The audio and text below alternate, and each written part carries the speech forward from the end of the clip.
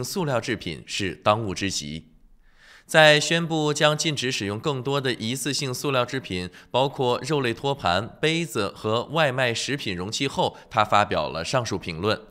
这是在官方塑料袋禁令生效6个月之后，打击塑料制品的又一举措。阿邓的首席科学顾问发布了一份名为《重新思考新西兰的塑料制品》的报告。该报告提出了一些建议，但他向政府传达的总体信息是需要做更多的工作来废除一次性塑料物品的使用。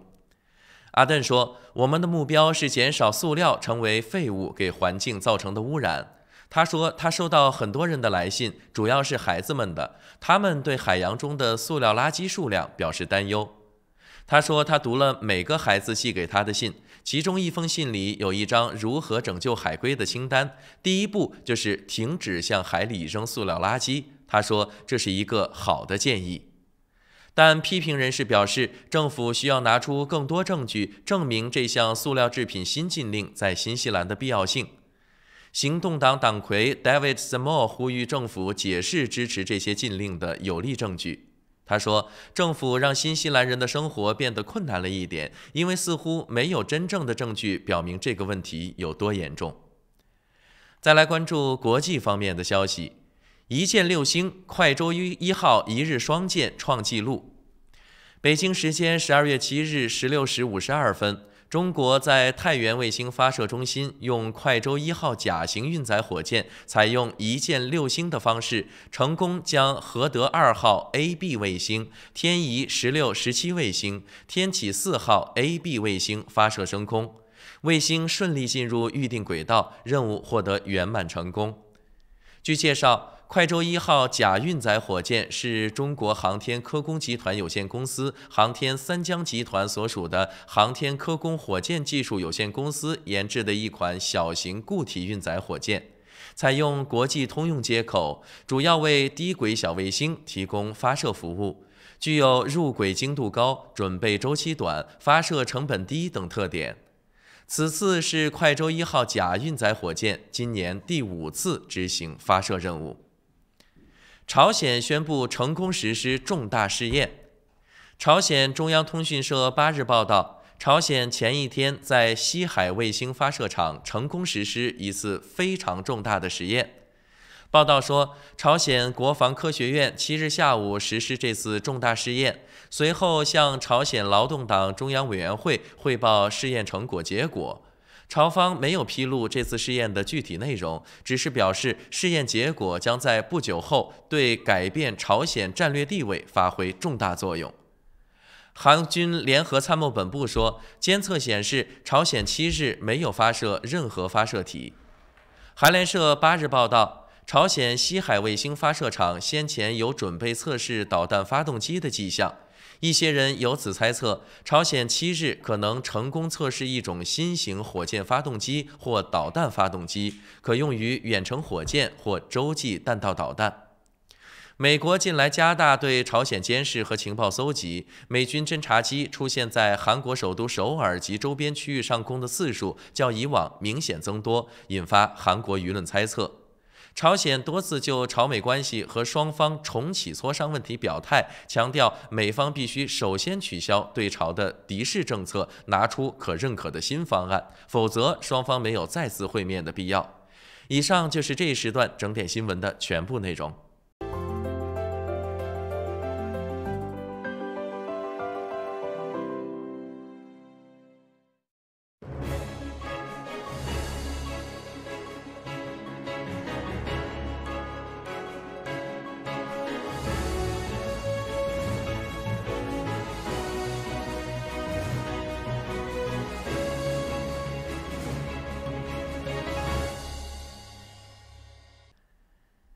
电视机前的观众朋友们以及收音机前的听众朋友们，大家早上好！您现在正在收看和收听的是由潘达 TV 37以及 FM 90.6正在为您同步直播的《朝闻天下》，我是志鹏。大家早上好，我是小娇，我好像貌似离你有点远，没事，我稍微默默的移一下，默默的，你这个默默动静有点太大了，就是心里默默的，最起码我们所有的观众朋友都看见了，是吧？我也离你稍微近一点了。所以说啊，这已经是进入到了12月的快中间了，是，眼看着呢，陆陆续续的大家也是进入到了圣诞的假期当中啊。果然是12月，只要进入12月，整个的状态就不太一样了。你看，应该说从周末开始，这一周我估计很多人都会在这个 party、那个公司举行的 party 和下一个社团举行的 party， 以及呢什么社区举行的 party 当中度过。是，这倒也是，这离圣诞越近啊，各种各样的庆祝活动，一方面呢是有一些，比如说各个社区举行的这种公共的活动，另外一方面呢，真的平时大家各忙各的，是吧？大家也知道，咱们平时这个工作呀、生活呀，压力也都不能说不小吧。对，但是多多少少都有一点，是吧？有时候一到周末，平时工作，周末还得陪家人孩子，大家有时候想聚在一块儿，当然也不是不行啊。但是像年底这种这么多人，大家经常的能在一起聚，还是比较扎堆儿跟集中的。而且今年比较特殊，今年的那个，你像20号，我估计很多朋友就已经最后啊，怎么的20号可能也放假了，因为进入21、22，你看23是一个星期一，接着就公共假期了，所以我估计那一周开始，可能很多的就不上班了。我们的最近啊，也是有朋友就在说举行，就类似于像组织，好久没见了嘛，组织聚餐，结果呢就约23号以后肯定就不行了，因为大家都不在奥克兰了，基本上都已经出去玩了。所以说呢，就是啊，今年我估计到了20号之后呢，奥克兰就会逐渐的变成空城。所以说呢，大家有出行打算的朋友啊，真的，我估计那个时候机场也会非常的繁忙，所以呢，要稍微提前一点点去到机场。平常啊，像这个机场都会给一个时间表，比如说哪一天是最繁忙的，一般情况下呢都是23。然后26之类的，还有31什么的，都是机场最繁忙的日子。可是今年呢，就是因为这种特殊性，所以今年机场暂时还没有说。我估计可能今天会提前，估计20号、21号大家纷纷就都离开了。所以说啊，反正就是出行的时候，提前要预留出一些时间来，会比你平常看到的机场啊，或者无论你搭乘什么交通工具，都会比平常来的更繁忙一些。是，其实咱们这边吧，我觉得有时候还好，放假的时候呢，因为这个假期。你看，像国内5一、11期间，就可着那些可丁可卯的那些天。对，但是这边呢，相对来讲，大家休假的时间，再加上一些自己的这个公休啊、年假呀，类似这种。那是被迫公休啊。是，但是你如果稍微的把时间这么，就是所谓的错峰吧，稍微调整一下，其实出行咱都不说省多少钱了，最起码出行效率会比较高。省钱是不可能了，这个商家也都是非常聪明的，那一段时间基本上都一个价，不在乎那几天。还有一件事情要提醒大家的就是，这不是圣诞节要送礼物嘛？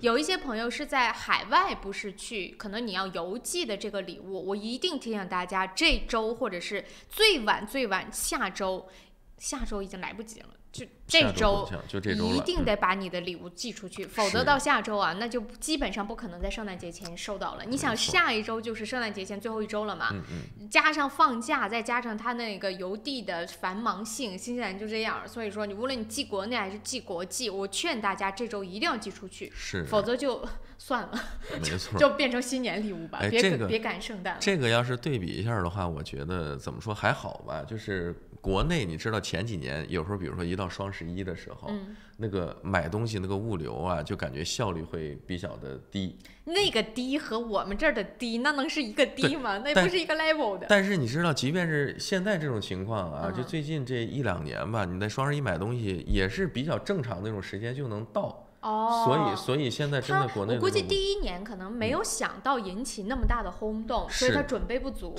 接下来就好了嘛。但是就是这很像中国过春节，就是人家会放假，所以说就导致说你想要寄的东西，千万啊，这件事情我是吃过亏的，最后就变成，因为我觉得提前1周嘛，那我就提前。我没有1周，我所谓的1周啊，可是要包括周6、周日的那，就5个工作日至少。你已经把正常的这种时间打出来了，我就觉得没问题，所以我就留了10个工作日，我觉得总行了吧？结果还是没寄到，所以就是提醒大家，而且我寄的不远，我只寄澳洲都没有寄到。所以就是大家，当然了，澳洲那边也慢，所以新西兰也慢，最终就导致没有寄到。所以我就跟大家说嘛，这一周一定得把你想要寄出去的圣诞礼物赶紧寄出去。是，这个都是亲身经历呀，血泪教训呀，血泪的教训呢，真的是这样啊。当然这一周呢，今天早上我们还是继续要跟大家来分享很多的内容。虽然临近年底了，但陆陆续续的还是有各种各样的事情出来，引起大家的很多的不爽。今天第一件事情呢，我们在说新闻早知道啊的时候，第一件事情就提醒大家，去南岛还是要注意的，因为南岛的这个风雨交加的天气仍然没有过去，很多的路仍然是处于封闭状态的。再加上呢，现在在 Glacier， 就是我们经常去的那个冰川附近，还有1000名的游客是被困在那里，还没有出来的，就滞留在这个区域了，滞留在那个区域当中，就是因为道路封闭了嘛。所以说呢，就是提醒大家一定。最近呢，南岛先尽量别去。昨天就是很多的航班也取消，道路全部关闭，现在都关着，只有紧急的那种救援车辆是能够去到某一些的路段的。然后反正警方也说了，就说关是关，但是仍有人不怕事儿大的就去。他说尽量先别。可着这些对呀，救援的车辆进去。是，因为现在这个情况确实，一个是天气方面的原因啊，再有一个因为南岛这边早晚温差也是比较大。你说真是困在个什么地方，冰川附近，那困一宿应该挺难受的。现在那个皇后镇附近啊，最低温度才5、6度啊，这就回冬天的感觉了。你想，我们新西奥克兰这边5、6度啊，也就早晚5、6度，我们这儿冬天白天也不至于那么冷嘛。是，所以说就是反正提醒大家，南岛尽量先别去啊，这是一件事儿。好了，那接着还要提醒大家一件事儿，就是今天继续的罢工。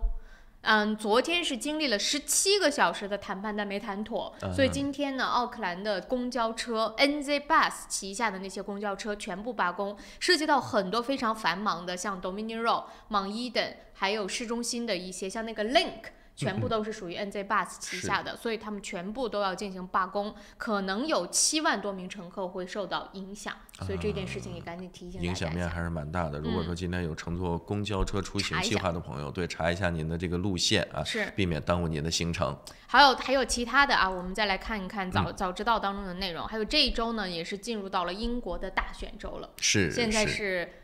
万事俱备，只差民众去投票了。没错。那么这个状态之下呢，约翰逊虽然民调结果不错，但是呢，很多媒体也在说他现在内忧外患的状态也是不容乐观的。是，全是事儿啊，这些具体什么事儿啊？我们一会儿再说。对，我就不举例子了吧，咱等到下集再说，稍微卖个小关子啊。其他的我们也会跟大家聊到啊，说这个关于我们新西兰本地的这个监狱，有一座监狱里的话，关着700、800名犯人，要说起来，这个怎么也得戒备森严一些。但是没想到的时候，据说只有2名警卫平时在这里进行一个日常的看守，咱也不知道是特例还是常规啊。一会儿我们来看看到底怎么回事。还有就是奥克兰警察队伍当中也挖出了黑帮的卧底。哎呀，据说呢，他访问了警察数据库2万次。他被判了啊！一会儿我们来看看怎么判的。时间关系，7点15分，先稍作休息一下，马上回来。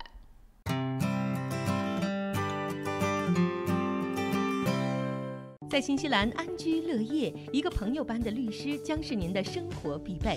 瑞启诗律师事务所为您提供24小时咨询服务，用专业的态度提供量身定做的法律服务。电话0958011083，瑞启诗律师事务所，您生活的可靠朋友。石维鲜酒家，老字号的粤式餐厅，天天茶室，精美点心，飞尘出新，特色小炒，时令菜式，喜宴寿桌，社团宴会，欢迎预订。530号 Fraser Road Greenland。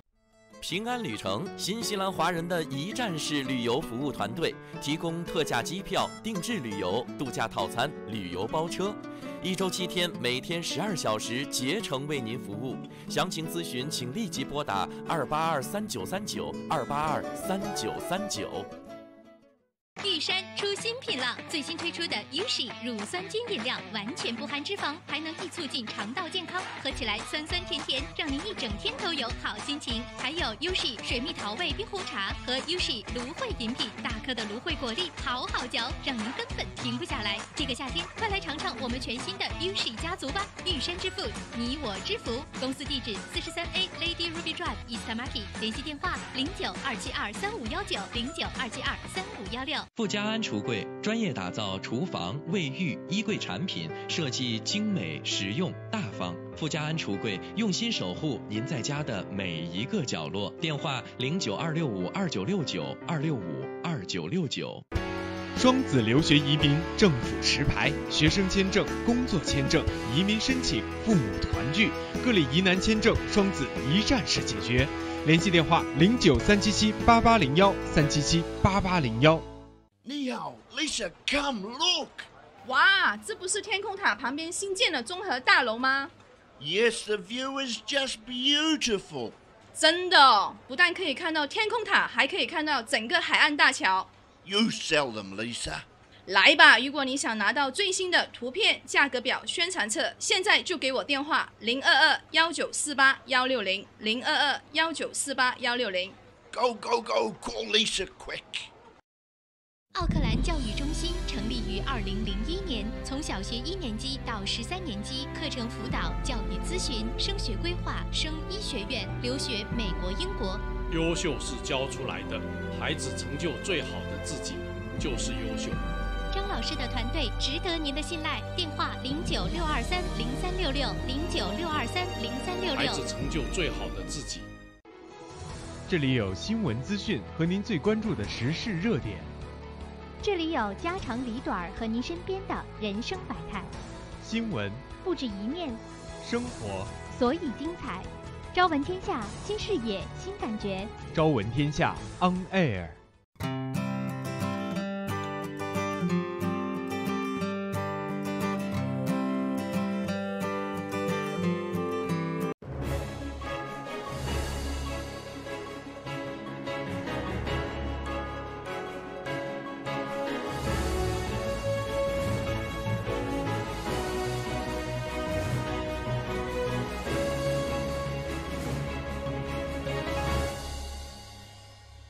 朝闻天下由春丝面条冠名播出，春丝面条丝丝真情，中国挂面知名品牌。早上的7点18分，我们还是快速来关注一下奥克兰主要高速公路上目前的一个路况的信息。这一周大家还是要做好准备的。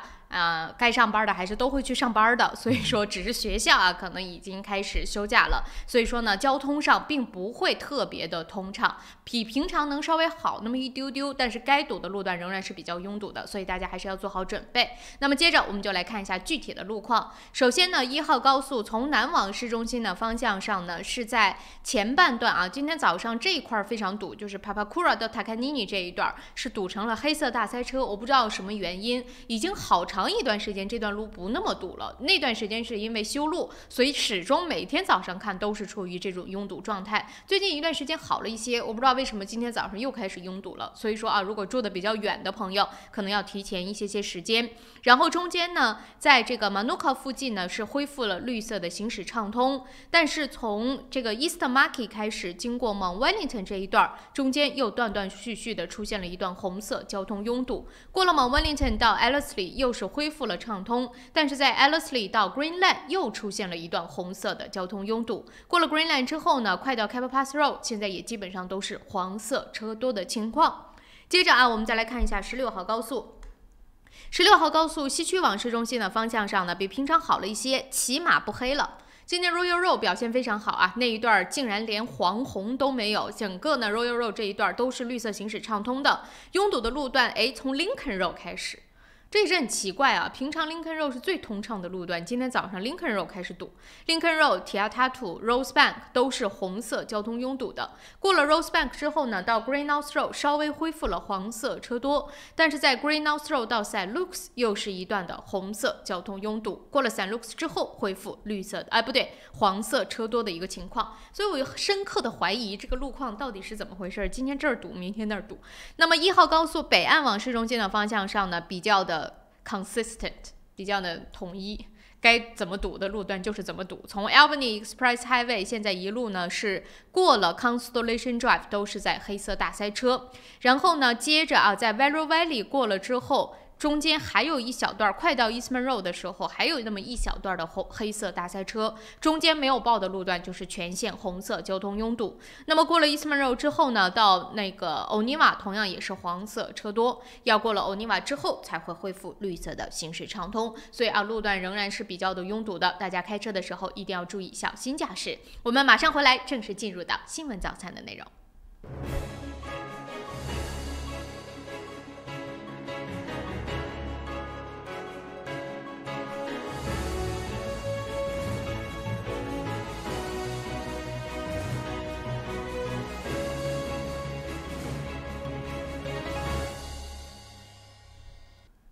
大大家早上好，您现在正在收看和收听的是由潘达 TV 37以及 FM 90.6正在为您同步直播的《朝闻天下》，我是志鹏。大家早上好，我是小娇。7点22分啊，开始跟大家呢来分享国际方面的一些最新的消息。我感觉到啊，今天早上这个状态就是可能有很多朋友还没起床，是吧？没有那么多人在群里面，或者是其实今天早上也还好了，我数了数也有6、7个朋友在里面。那你确定那是没在中国晚安之前说了个早？哦，你这么一说的话，哎呀，也是细思极恐的事情。要是这样的话，就夜里1点多了还不睡觉呢。当然了，这个是常态啊。好了，我们开始跟大家来分享国际方面的新闻。这临近到了放假，各个国家很多地区呢，也是在这放假之前准备要烧尽最后一把火。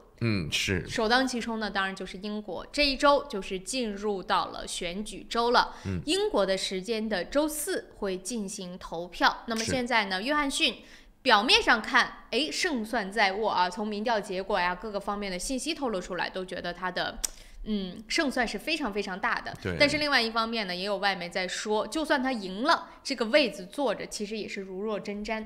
毕竟你国内国外的很多问题是并没有被解决的。对，所以现在呢，大选是大选，关于英国包括脱欧啊，还有国内的一系列的这个问题，其实也是个一大盆吧，烫手山药，对吧？不是说一个烫手山药了。来，我们先看看啊，最近在临近大选之前，这个约翰逊面临了哪些内忧外患啊？首先说是驻美的脱欧顾问突然间宣布辞职。那这个事情呢，是发生在12月3号，英国驻华盛顿大使馆脱欧事务顾问亚历山德拉·霍尔就发出了一个辞职信。那么在信中呢，他就说，因为他从事的工作已经变得极为主观和不专业，所以令人无法接受，不得已之下才宣布辞职。他说这个首先这个政府已经让他失去信任了，是，而且呢，他作为类似于像关系的大使，所以他要处理很多的事情，当然也要传递很多的信息。但是他目前的状态就是说，连我自己都不信任这个政府，我传递出去的消息都是所谓的半真半假的，我怎么样去继续我的工作呢？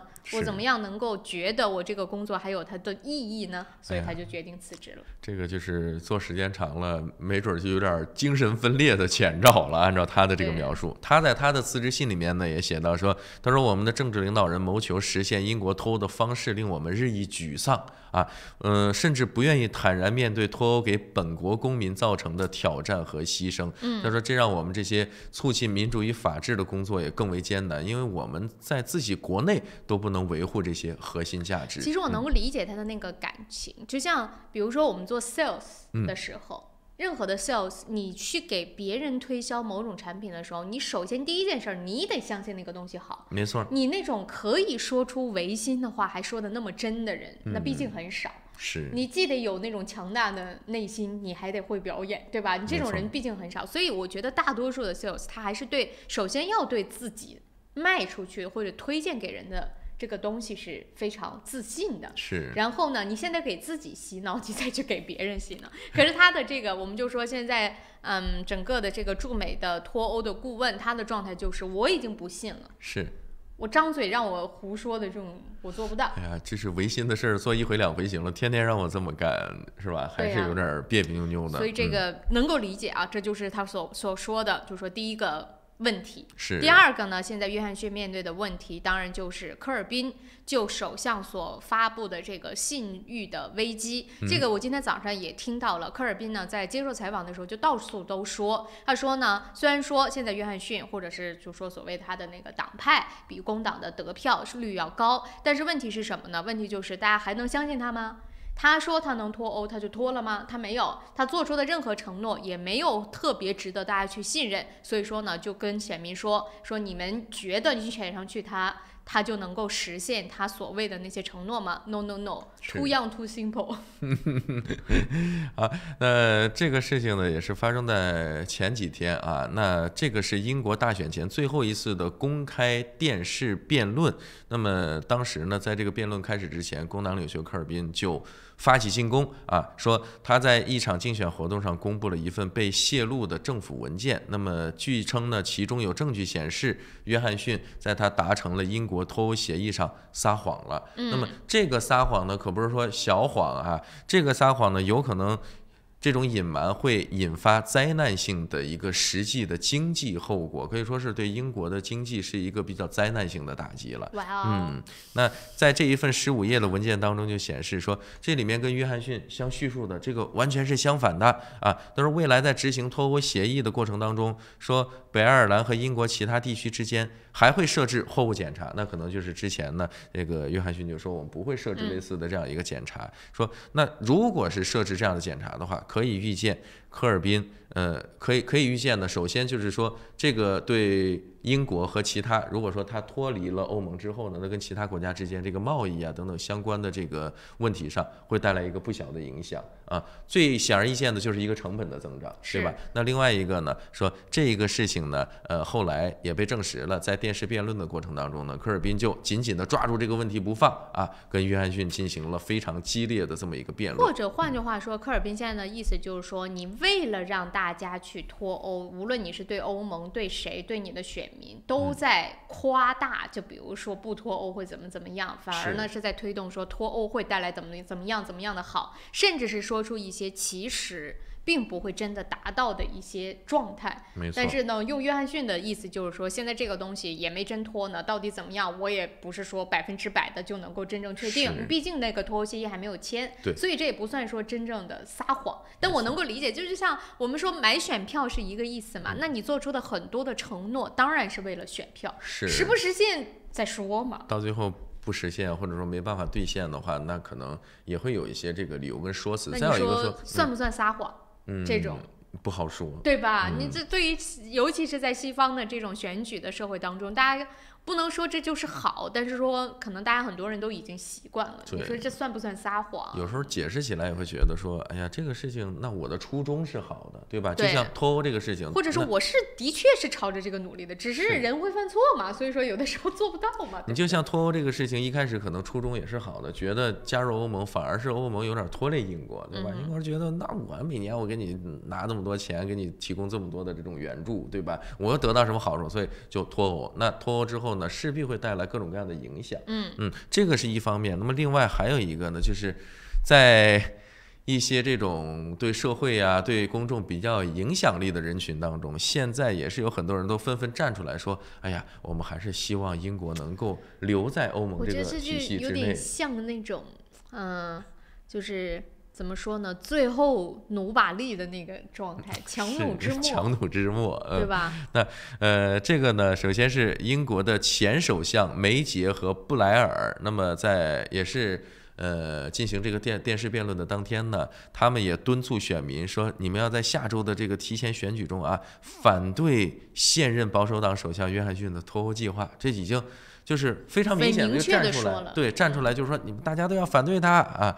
然后梅杰呢是宣布在下周的选举中支持3名亲欧盟的知名独立候选人。那么这些人呢都是因为保守党的脱欧政策而离开了保守党，也就是说他们原先是保守党人，但是也是就在脱欧这件事情上他们不支持，没错。那最后呢，干脆就是我不在你这儿干了，我走了。可是这个东西，我们在看那个大美国大选的时候，特朗普那全民的可能全明星阵容的去反对他，最后不也没用嘛？所以这个看一看也就算了。这一部分我估计影响力啊还是微乎其微。没错，我觉得真的就是属于强弩之末。你要不说吧，自己心里过不去；说了吧，影响力不会因为他是前首相或者是哪位明星就能改变意志的，这个很难的。是。那么另外呢，包括布莱尔，大家也都知道，布莱尔呢是属于工党的领袖了，之前也是英国的前首相。那么他在集会上呢也说，他将支持自己的政党，也就是工党。那么他也会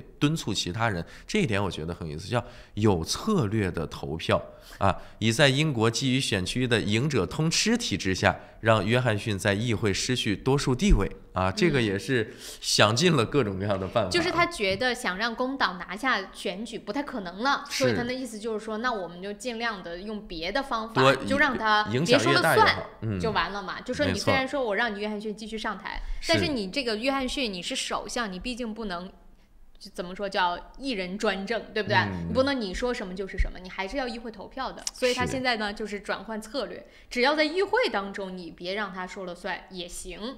这个我觉得是比较现实的一种打法了啊。是，那除了这2位前首相呢，包括英国最著名的演员之一休格兰特啊，也是。真没走上街头，你想想特朗普那时候全明星阵容是不是全明星阵容？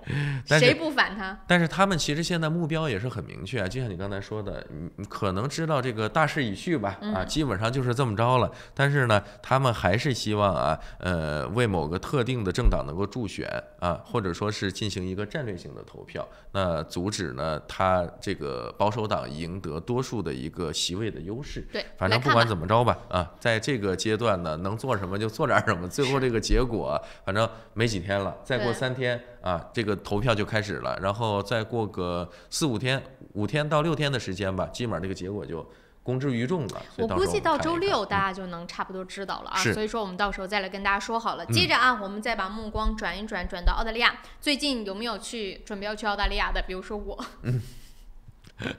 我快了啊！这个我们的节目放假了之后，我就要飞去澳大利亚了。然后我现在心里有一点胆怯、忐忑是吧？忐忑，因为最近澳大利亚的山火虽然说我们没有每天跟大家来更新，就是因为什么呢？没有进展。现在这个山火仍然是在不断的燃烧当中的，不敢说继续扩大，但是这个火情是仍然没有得到控制。是，那新南威尔士州的这个山火呢还没有熄灭，那么从6号开始呢，悉尼周边又出现了更多的巨大的火势。那么现在呢，这个悉尼是笼罩在一片这个烟雾弥漫当中。官方给出的说法说，这个大火呀有可能会持续的在燃烧数周，这是正好让我赶上的意思。对，这个给出的说法也是让人觉得有一点。在7号的时候呢，当地媒体就报道说，消防部门表示，悉尼周边从12月6号开始出现了由多处山火聚合而成的一个巨大的火势。那么现在呢，火势的面积已经达到了3350平方公里。那想要让这个火势能够平方公里平方公里，对，想要这个火势能够达到控制的话只是达到控制就需要数周的时间。现在关键问题就是什么呀？悉尼不下雨，就是新南威尔士州那周围就是不下雨。他就说呢，不下雨去扑灭这个山火是不可能的。直接那个消防人员就说了，而且他们要的不是就是那种快速的大雨也不行，对，你说小雨淅沥沥也不行，就得持续降雨才对他们有所帮助。可是现在就是没有雨，在我能够看到的这个预报当中仍然是没有雨的，所以说呢，就给这个火势带来了非常非常大的一个可以说是影响吧。所以现在呢，就虽然说起降航班在悉尼没有受到什么影响，大家民众的生活也还持续在一个比较稳定的一个状态，但是周边有疏散的。另外呢，就是空气质量真的非常差。我是因为我姐姐就在悉尼嘛，她就跟我说一定要戴口罩出来。他们现在每一天都能看到红日，还有就是烟这种的那个雾都非常非常的大，就有点像。不至于像雾霾吧，但是也是就是空气质量非常不好。所以说，如果要是支气管方面有问题的朋友，就别去了。是，我就现在就在想说，到时候如果要是还是这样的话，要不要去？就没有那个必要嘛？你干嘛一定要去凑热闹？而且现在非常热，悉尼就是也可能因为是大火，你想它周围都在烧火。都在着火，所以它里边本来加上气温热，再加上有火在周围，所以那个空气极其不好。是，包括这个温度降雨，其实现在也是一个比较严峻的情况。那当地的这个气象部门就说目前如果说通过水弹飞机或者消防人员来扑灭的话，不可能。那么未来1周呢，几乎也没有想要降雨的这个气象。对呀，包括有一个当地的降雨记录也显示说，上个月是澳大利亚40年来最干旱的11月。那这个再加上山火，对吧？在以前呢，11月的平均降雨量大约是100毫升左右，但是今年只有18毫升。对呀，想想锐减了多少。所以我们不得不说，在这个一方面呢，可能是山火形成有它固定的原因，但是另外一方面呢，全球的这个气候变化的这个趋势，其实也是带来这些灾难的真正原因。你想，这马上就要到圣诞节了，这些消防员啊够呛能过圣诞了。现在有很多的别的国家的，像新西兰也去了，但新西兰人少，包括像加拿大都派了消防员过去，就是帮助，一方面是帮助灭火，另外一方面也替当地的消防员去稍微休息休息。所以说啊，这件事情呢，大家也要稍微留意一下，没那个必要的就。我觉得尽量就先别去了，空气质量反正也不好。好了，那就说到不受控制啊，除了山火之外，还有个东西不受控制，那就是麻疹。对，那麻疹呢？前一段时间我们一直也在持续的为大家关注啊，包括离我们不远的这个萨摩亚。那么萨摩亚现在都够呛。是，但是即便这样，我前2天打电话，居然还有朋友，我说在哪儿呢？我在萨摩亚呢。我说怎么跑那儿玩去了？就在麻疹店。不过他要是从这个，比如说他打了疫苗了，这现在游客倒是真少。对，这个倒是。但是当地呢，其实我们看到很多国家，但凡是这个麻疹的疫情比较严重的国家，受影响最多的其实还是这种儿童。因为年龄比较小，然后抵抗力也比较弱。那世界卫生组织呢？这个月的5号就发布了一份报告，那么它呢是统计啊，在过去的2018年，全球是超过14万人死于麻疹。你看它那个地图哦，中国和欧洲相对来说是，怎么说呢，就是受到影响比较小的。对，不是那么大，你像在南美洲的北部地区。因为中国的这个疫苗的接种率其实相对做的还是比较好的，对。然后你像我们能看到的一些比较集中的国家，那首先就是说非洲几乎整个这个非洲大陆就没有一块地方说是这个程度比较轻的。哇，俄罗斯也那么严重啊？对，俄罗斯我不知道是不是也是因为接种率不太高的原因。然后，另外，你像在东南亚这边，其实发病率也是蛮高的。其实澳大利亚和新西兰呢，就是今年相对来说比较严重。再就是这些岛国，萨摩亚，我今天早上听到的数据啊，是说确定的已经有68人死亡了。我们要先跟大家说，萨摩亚总共可能还没有新西兰5%的人口，没错。你就想这个比例有多高啊？68个人是确定死亡的，还有接近20个人是在重症病房里边的，就是不知道情况如何。情况也是很严峻。然后那个记者是说呢，他说最可怕的是什么？因为萨摩亚相对来说呢，还是比较生活水平比较低的，也有很多地方是比较贫困的，所以他们有很多都是自己埋了的。就孩子在家中不幸去世就埋了的，卫生或者防疫状况稍微差一点。对，他说这种没有统计，所以这68个人只是在医院死亡的，在外边的那就不知道了。所以到最终才能得这个疫情过去了才能知道统计结果。现在萨摩亚的状态是这样，就是上周有2-3天是整个国家封锁，什么意思呢？就是说学校不上课，公司不能工作，大家不能出门，车不能在路上走，只有这种防疫车可以在路上走，就是挨家挨户的去给大家去接种疫苗。所以现在呢，就是经过这几天的奋战吧，也算是这个接种率呢，大概超过了90%。当时啊，就是没有这一批动作之前，萨摩亚就是这种麻腮风的疫苗的接种率只有不到20%。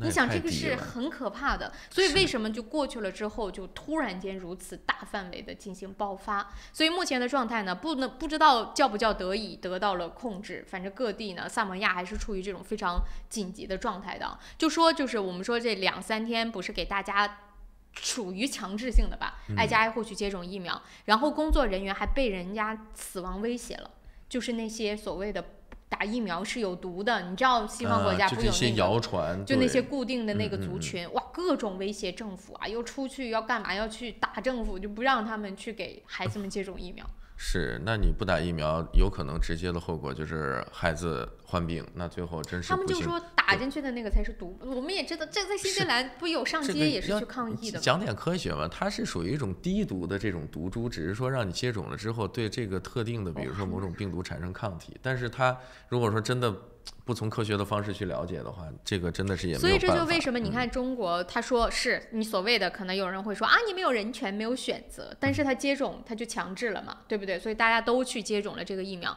但是像这种国家，就是新西兰也是想要做到强制，那真的没有人敢说。现在新西兰也在强调说，萨摩亚是说要强制，但他们人少，可能相对来说还容易一点。在新西兰，然后有卫生部门也在说，我们要不要强制？就比如说像麻腮风这种，打了肯定可以避免的这种疫苗，干嘛不去强制注射？然后结果就也被骂得很惨，所以不敢动，是没有人敢做。而且呢，还有一个比较值得注意的，就是麻疹的这个疫苗呢，其实它要是前后接种2针的话，预防率才会比较高。对，但是很多人呢，通常只是打了第1针、第2针就不再去打了，所以而且它中间是隔了几年，所以很多人可能也忘了。是。那另外呢，除了像我们刚才提到的萨摩亚之外呢，还有一个国家现在这个麻疹的疫情也是非常严重的，就是刚果金。那么刚果金呢，同时不光面临的是麻疹，还有埃博拉的这个疫情。你想这个加在一块儿，因为本身吧，说实在的，非洲国家确实是气候干旱炎热，然后呢，可能大家对这种也有利于那种细菌的滋生啊，对不对？是。那你看，像刚果金呢，今年的这个麻疹啊，已经是导致了超过5000人死亡了，绝大多数都是5岁以下的这个儿童，想想也是非常的可怕。那么世界卫生组织也保证说，鉴于目前的这种情况啊，力争在年底前，那其实也就不到1个月的时间了，想让刚果金的1890万儿童都能够接种上麻疹疫苗。但是这么庞大的一个数字，我觉得也是实际操作起来会比较困难。所以萨摩亚简单多了，相对来说，对人口少，就是你看它就几天把整个国家一关，然后打一下就可以了。对，其实有时候真的是简单的一个举措就能够基本上从根本上杜绝。而且它国土面积也小，就算是你藏，你也藏不到哪里去。你那刚果这种国家人口又多，然后呢，大家住的又比较分散，你真的很难去完成这件事儿。所以呢，就借此机会啊，也是提醒大家，我知道大家都出去玩了，很多人呢也是在圣诞新年假期就会去到一些从来没有去到的国家。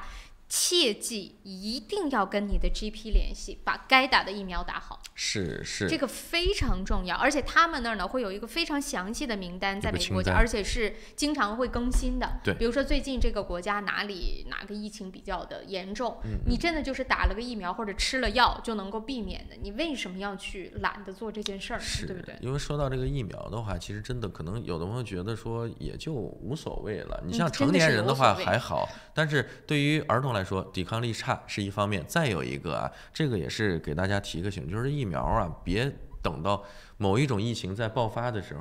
以咱们新西兰作为一个例子啊，比如说前一段时间流行这个脑炎，对吧？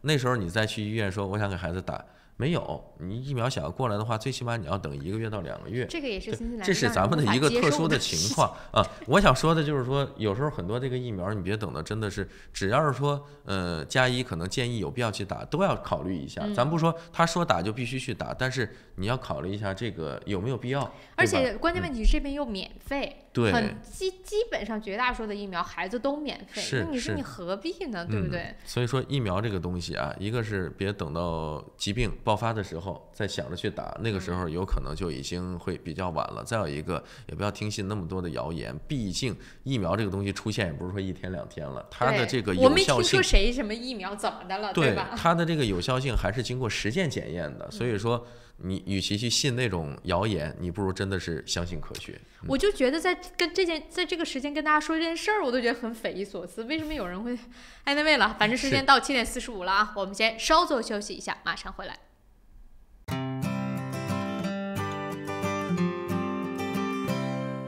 如果您懂英文，生活就会更便利。Diner Speak 全日制 NCCE 号新西兰英语证书课程2月24日即将开课，请速报名。由初级班到中高级班，入学考试将为你选定相应级别，每周上课12到15小时，有教师指导，可以由浅入深学习听说读写，还有20到22小时的自修时间。学习结束可获 NZQA 毕业证书。16岁或以上的新西兰永久居民或公民，课程全部免费，还可申请学生津贴。咨询热线0800355344。想要旧貌换新颜 ，Resin 当然是首选。立即选购 Resin 优质油漆、木材着色剂、壁纸和装饰配件，并享受 GST 等值打折优惠。Resin 夏季大促销，省钱时机别错过。我是慕斯，我是健康睡眠系统，我的使命就是为地球上的每个人铸就美梦。你可以在遍布全球的3600多家专卖店看到我，感受我。越来越多的人因为我而得到精彩的健康睡眠体验。生命因梦想而伟大，那么就让我来铸就你的美梦吧。慕斯奥克兰店321世界睡眠日促销活动进行中，欢迎进店咨询详情，电话0941544368，0941544368。Able Music 专业钢琴及器乐学校，12年老字号，分校遍布 City 皇后街、Epsom、Botany、Henderson、北岸、Mount Albert，1对1授课、集体课，强大师资，各种乐器，比赛考级，免费乐理课，电话4446888。申请父母退休移民找百伦，申请投资移民找百伦，申请技术移民找百伦。百伦移民留学26年老字号，申请留学享免中介费找百伦。恭喜百伦移民留学成为奥克兰大学全球最佳代理。要留学找百伦，要移民找百伦。电话0936815588。你好 ，Lisa, come look. 哇，这不是天空塔旁边新建的综合大楼吗？ Yes, the view is just beautiful. 真的，不但可以看到天空塔，还可以看到整个海岸大桥。You sell them, Lisa. 来吧，如果你想拿到最新的图片、价格表、宣传册，现在就给我电话022-1948-160，022-1948-160。Go, go, go, call Lisa quick. 大成电器为顾客提供物超所值的家用电器，专业品质、亲切服务，让顾客买得放心，用得安心，生活更舒心。欢迎莅临我们奥克兰东区展厅，092173888，2173888。由乌伦华侨会所和 Panda TV 37熊猫电视台共同主办的2020年新春花市同乐日将于1月18号星期六在 ASB Showground 隆重举行，免费入场，大量车位，各式各样的美味食档，200多个干货年货摊位，还有多元文化艺术表演以及儿童游乐场，欢迎大家一起过新年。2020年1月18号星期六 ASB Showgrounds 217号 Greenland West， 我们不见不散。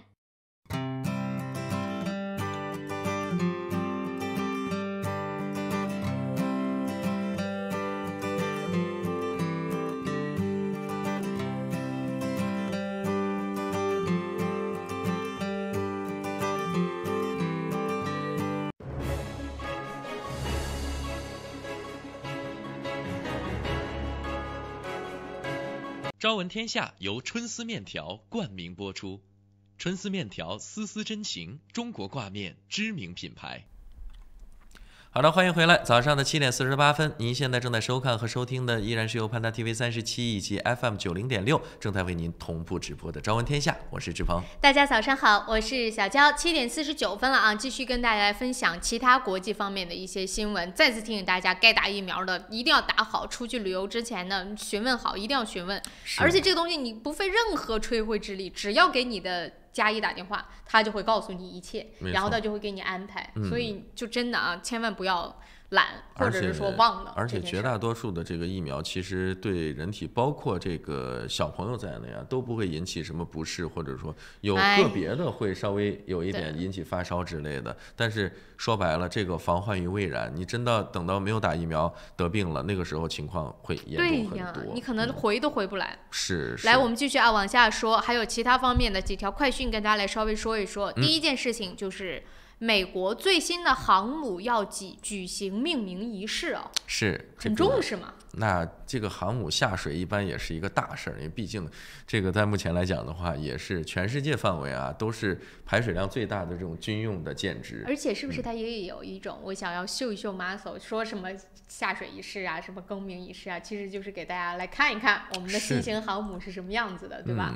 那美国的这个最新命名的航母呢，它是属于也是目前美国最先进的这个福特级的航母啊。那它的这个舷号呢是CVN79，CVN 是航母的这么一个前面固定的一个缩写，然后79呢就是这艘航母的一个舷号了。如果你看到一艘航母上的写的79号，那就是这艘航母无疑了。那现在我们画面上看的是78，刚才那艘是78哈。这是79号，这个是最新的这个对，叫美国海军的约翰肯尼迪啊。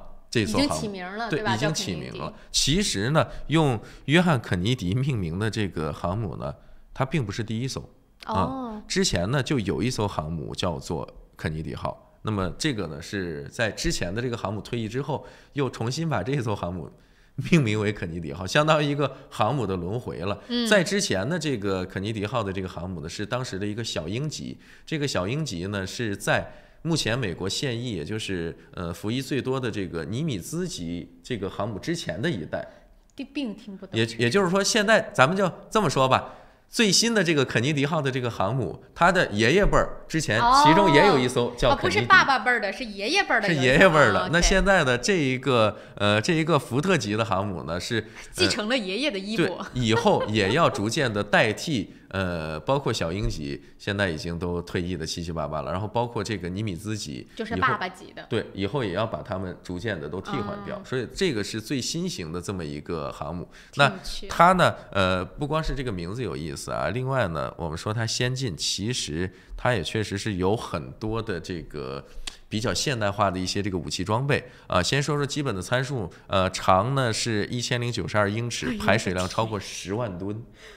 我的天呀！就你看啊，我们现在这张图，其实它旁边的这几艘舰船跟它比一比这个大小，就能够显示出来它的体量了。最右边的这个瘦瘦长长的，这是一个导弹驱逐舰，然后中间的这个呢是一个补给舰。然后再左边的是一个，它比补给舰还能大出这么多。补给舰其实已经很大了，补给舰是很大了，但是你看这个航母的话，它的宽度至少要相当于2艘补给舰的加在一块的宽度，长度也要更长。那当然了，它这里面呢，包括推进系统啊，包括航母上面的这个发电系统、弹药处理以及飞机发射方面都有非常显著的进步。而且它有一个很关键的事啊，他说虽然说这个航母越来越先进，里边的具体的技术啊就不跟大家说了，反正就说呢有非常非常多的这样的一些新型的技术。除此之外，其实它的建造成本和运营成本是在减少的，这也很重要啊。你想想，建一个航母或者运营一个航母是很烧钱的。因为我记得是上周还是上上周，咱们提到说这个英国打算把自己的这个航母租借出去啊，其中也是因为这个航母的维护费用是比较高。那目前美国在役的这些航母战斗群当中，通常同时会有2艘在外头，在港口，在它的这个母港吧，进行一个正常的这种维护所以说这也是为什么美国现在维持自己这么多航母战斗群的原因。那这个航母呢，如果说按照之前的这个尼米兹级的航母相比，它的生命周期首先会更加的长一些。那么另外呢，它的运营成本会大概每艘船啊，整个它的这个运行的周期，也就是说从下水到报废，可能会节省至少40亿美元。但是跟它的那个成本比，其实是个很小的数。我想说的也是这个，只是说科技进步了嘛，可能很多东西运营成本相对的低一点是比较正常的。但是不管怎么样，航母这么一个庞然大物，能够支持它的运营，确实有一笔不菲的花销。而且那上面得都有多少人，你就想，对不对？所以anyway了啊，反正这个美国的这个航母现在又要准备给大家算更名，算什么更名啊？就是企业命名，但其实就是给大家看我们有多先进，大家能明白那个感觉啊。好了。这件事情也说到这儿，说完了呢，说花钱的事儿，快速的再把这件事情告诉大家。美国和英国现在是悬赏500万美金，全球在通缉俄罗斯的网络犯罪头目。是小帅哥，这个小伙乍一看还真的是挺帅的，而且呢，确实是也是比较多金的那种了。但是他这个钱哪儿来的呢？不是正路来的，通过网络犯罪啊，挣得了不菲的收入。那么这个呢，这个人的真的还挺帅。对，这个人的名字叫做马克西姆·雅库别茨。那么他呢，以他为首，成立了一个犯罪的集团，是俄罗斯当地的一个网络犯罪组织，名字就叫做 Evil Crew， 就是邪恶公司，就叫邪恶公司。那么它呢，不光是制造了很多这个网络犯罪的一些这个罪行，而且呢还伙同了很多人，大肆的从事数字犯罪，涉案金额是高达1亿美元。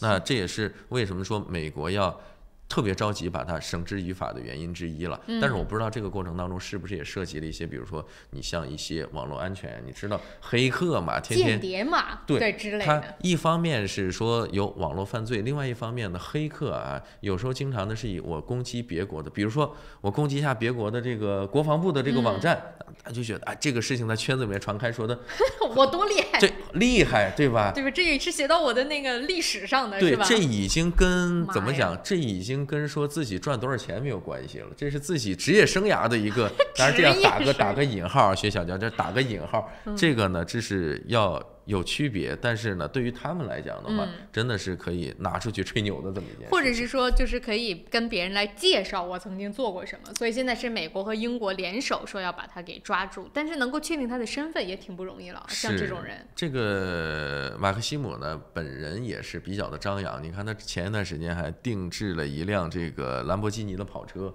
而且呢，这个跑车还用俄文定制了一个个性车牌，上面就写着“小偷”啊，你看是不是也有点明目张胆？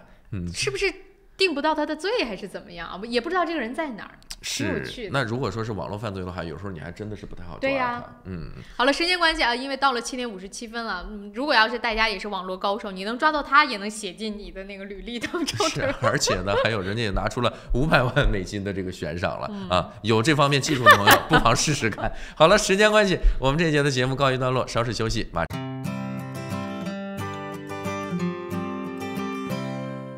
Able Music 专业钢琴及器乐学校，12年老字号，分校遍布 City 皇后街、Epsom、Botany、Henderson、北岸、Mount Albert，1对1授课、集体课，强大师资，各种乐器，比赛考级，免费乐理课，电话44468888。雪山天对岸，陶波湖畔边。风景秀丽的陶波市迎来第一家中华美食绍兴饭店，店内装饰精美，环境典雅，服务一流，全天提供中国特色菜肴、风味小吃，集中华烹饪之精华，汇南北风味之大成。陶波绍兴饭店欢迎您。地址8号 Northcroft Street 陶波，电话0737788886。在 Snowberry， 我们正在新西兰创造真正有效的天然护肤品，并已通过黄金标准临床试验证明了这一点。Snowberry 让自然与科学完美融合。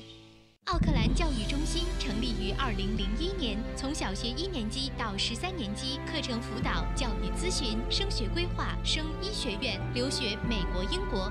优秀是教出来的，孩子成就最好的自己就是优秀。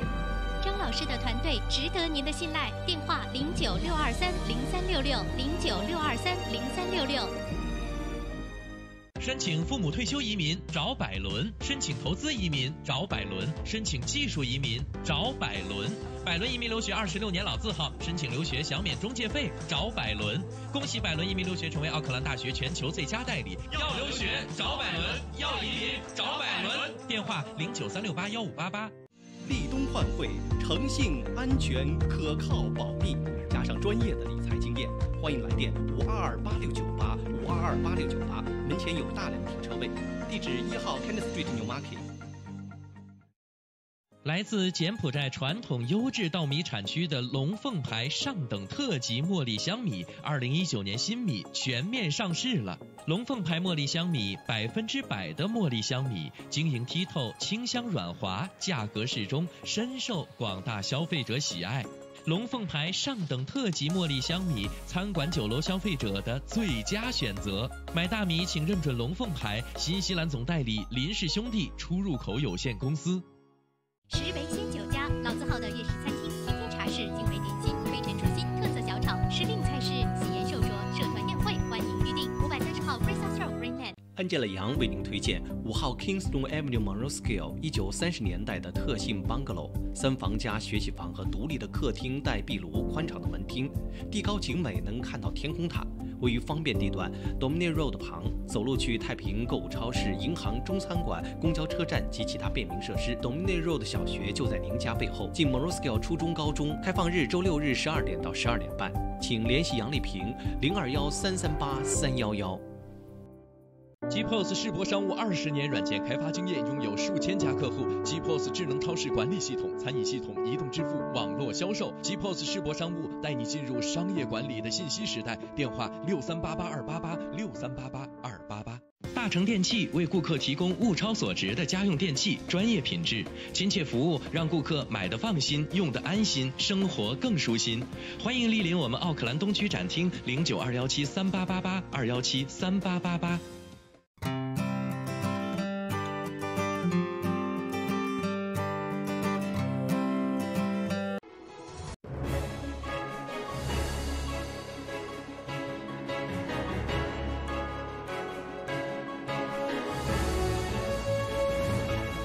朝闻天下由春丝面条冠名播出，春丝面条丝丝真情，中国挂面知名品牌。大家好，欢迎关注这一时段的整点新闻，我是志鹏。今天是2019年12月9日，星期一，农历11月14。首先来关注新西兰新闻。塑料袋禁令后，政府将进一步禁用一次性塑料制品。总理Jacinda Ardern昨天上午透露了新西兰政府打击塑料制品的下一步行动。他称，废除一次性塑料制品是当务之急。在宣布将禁止使用更多的一次性塑料制品，包括肉类托盘、杯子和外卖食品容器后，他发表了上述评论。这是官方塑料袋禁令生效6个月之后打击塑料制品的又一举措。阿登的首席科学顾问发布了一份名为《重新思考新西兰的塑料制品》的报告。该报告提出了一些建议，但他向政府传达的总体信息是需要做更多的工作来废除一次性塑料物品的使用。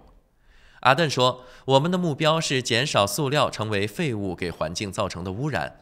他说，他收到了很多人的来信，主要是孩子们的，他们对海洋中的塑料垃圾数量表示担忧。他说，他读了每个孩子寄给他的信，其中一封信里有一张如何拯救海龟的清单。第一步，停止向海里扔塑料垃圾。他说，这是一个好的建议。但批评人士表示，政府需要拿出更多证据，证明这项塑料制品新禁令在新西兰的必要性。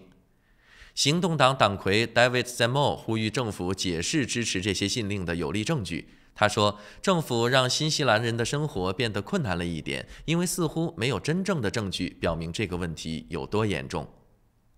再来关注国际方面，一箭6星，快舟1号一日双箭创纪录。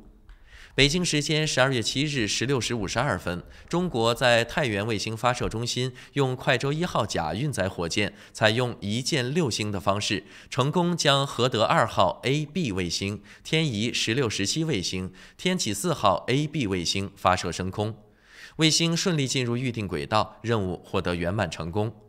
据介绍，快舟1号甲运载火箭是中国航天科工集团有限公司、航天三江集团所属航天科工火箭技术有限公司研制的一款小型固体运载火箭，采用国际通用接口，主要为低轨小卫星提供发射服务，具有入轨精度高、准备周期短、发射成本低等特点。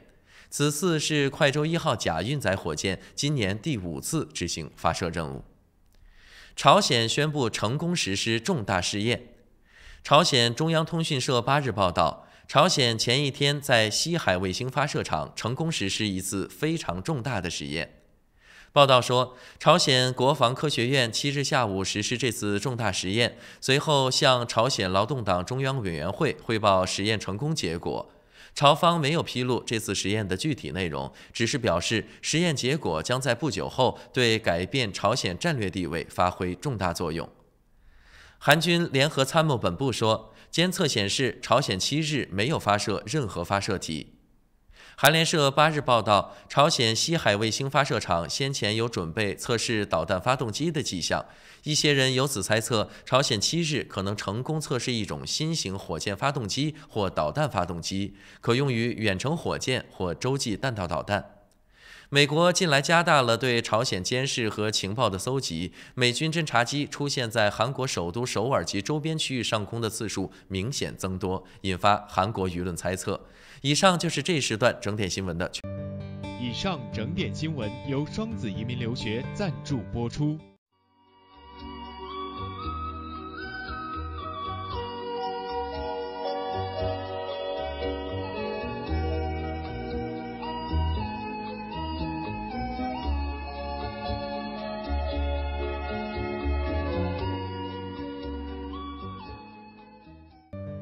天气预报由玉山 KCH 独家冠名播出。玉山出新品了，最新推出的 USHI 乳酸菌饮料，完全不含脂肪，还能易促进肠道健康，喝起来酸酸甜甜，让您一整天都有好心情。还有 USHI 水蜜桃味冰红茶和 USHI 芦荟饮品，大颗的芦荟果粒好好嚼，让您根本停不下来。这个夏天，快来尝尝我们全新的 USHI 家族吧！玉山之父，你我之福。公司地址43A Lady Ruby Drive East Market， 联系电话0927235519，0927235516。早上的8点06分，我们一起来关心一下新西兰主要城市今明2天的天气预测。以下的天气预报是由玉山食品独家冠名赞助播出的。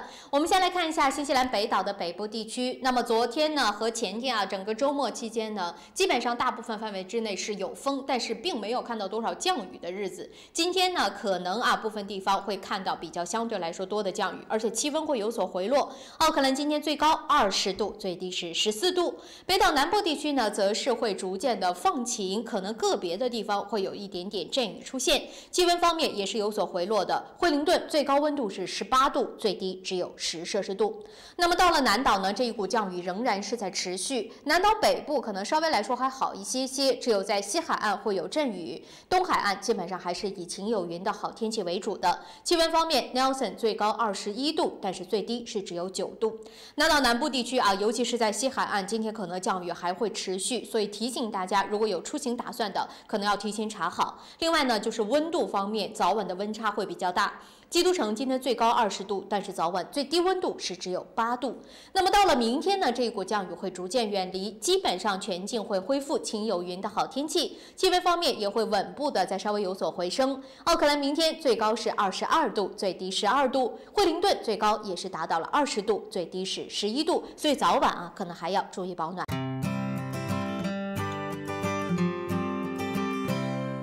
来自柬埔寨传统优质稻米产区的龙凤牌上等特级茉莉香米，2019年新米全面上市了。龙凤牌茉莉香米100%的茉莉香米，晶莹剔透，清香软滑，价格适中，深受广大消费者喜爱。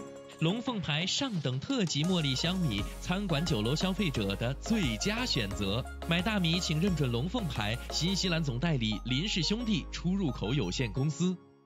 申请父母退休移民找百伦，申请投资移民找百伦，申请技术移民找百伦。百伦移民留学26年老字号，申请留学享免中介费找百伦。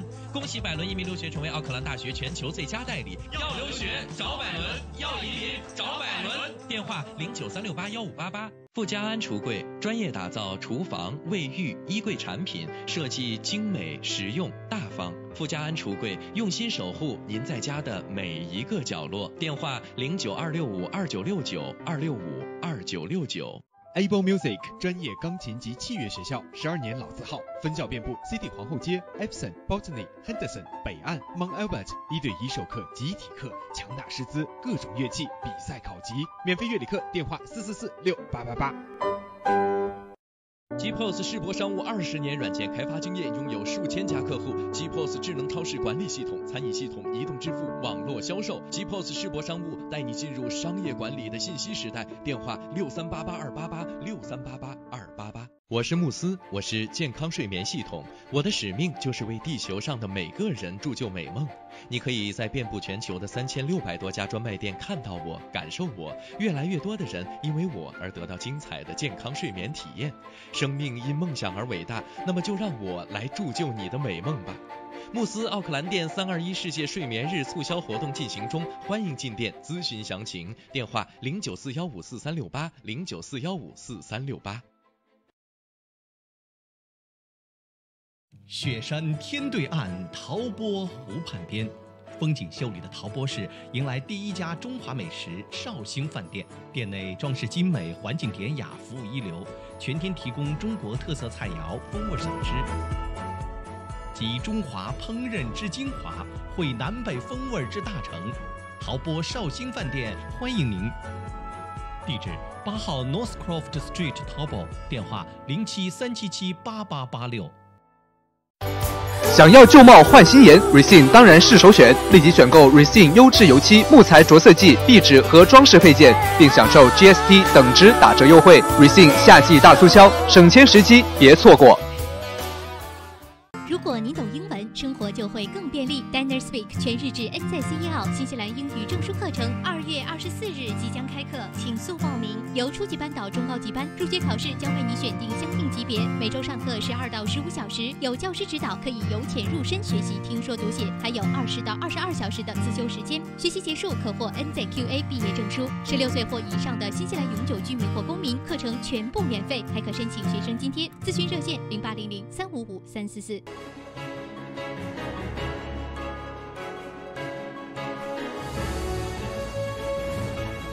朝闻天下由春丝面条冠名播出，春丝面条丝丝真情，中国挂面知名品牌。早上的8点11分，您现在正在收看和收听的是由潘达 TV 37以及 FM 90.6正在为您同步直播的《朝闻天下》，我是志鹏。大家早上好，我是小娇。8点钟过后啊，开始跟大家来分享新西兰方面的新闻。现在商家啊，真的是骗。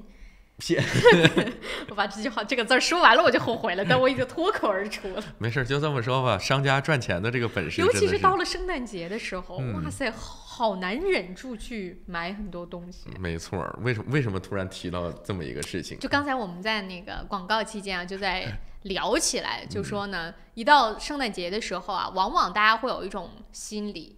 或者是说呢，也是很多公司可能在年底的时候会有一点点奖金啊什么的，然后你就觉得辛苦了一年了，很愿意去，很膨胀一下，是吧？就是起码要犒劳一下自己和自己的家人，而且你也要互相买礼物嘛，所以你就很轻易的会被很多商家的某一些的甜言蜜语所蛊惑，去买了很多，其实你想一想。并不是很需要的东西，真的是这么回事。但是开玩笑咱们讲啊，有时候真是兜里面稍微有点闲钱，一下子这个购买欲就膨胀到无限大，就没钱购买欲也会膨胀。是，有时候中间进广告的间隙，我还会打开劳斯莱斯的官网，因为手里面还有一张100纽币的代金券没有用啊，开玩笑了。所以说就是啊，也就是马上就到圣诞节了，我不知道大家有没有这种冲动购物的经历，有没有买了什么东西是你特别后悔的？可以来跟我们分享分享，跟我们吐槽一下。这个我印象当中很深刻的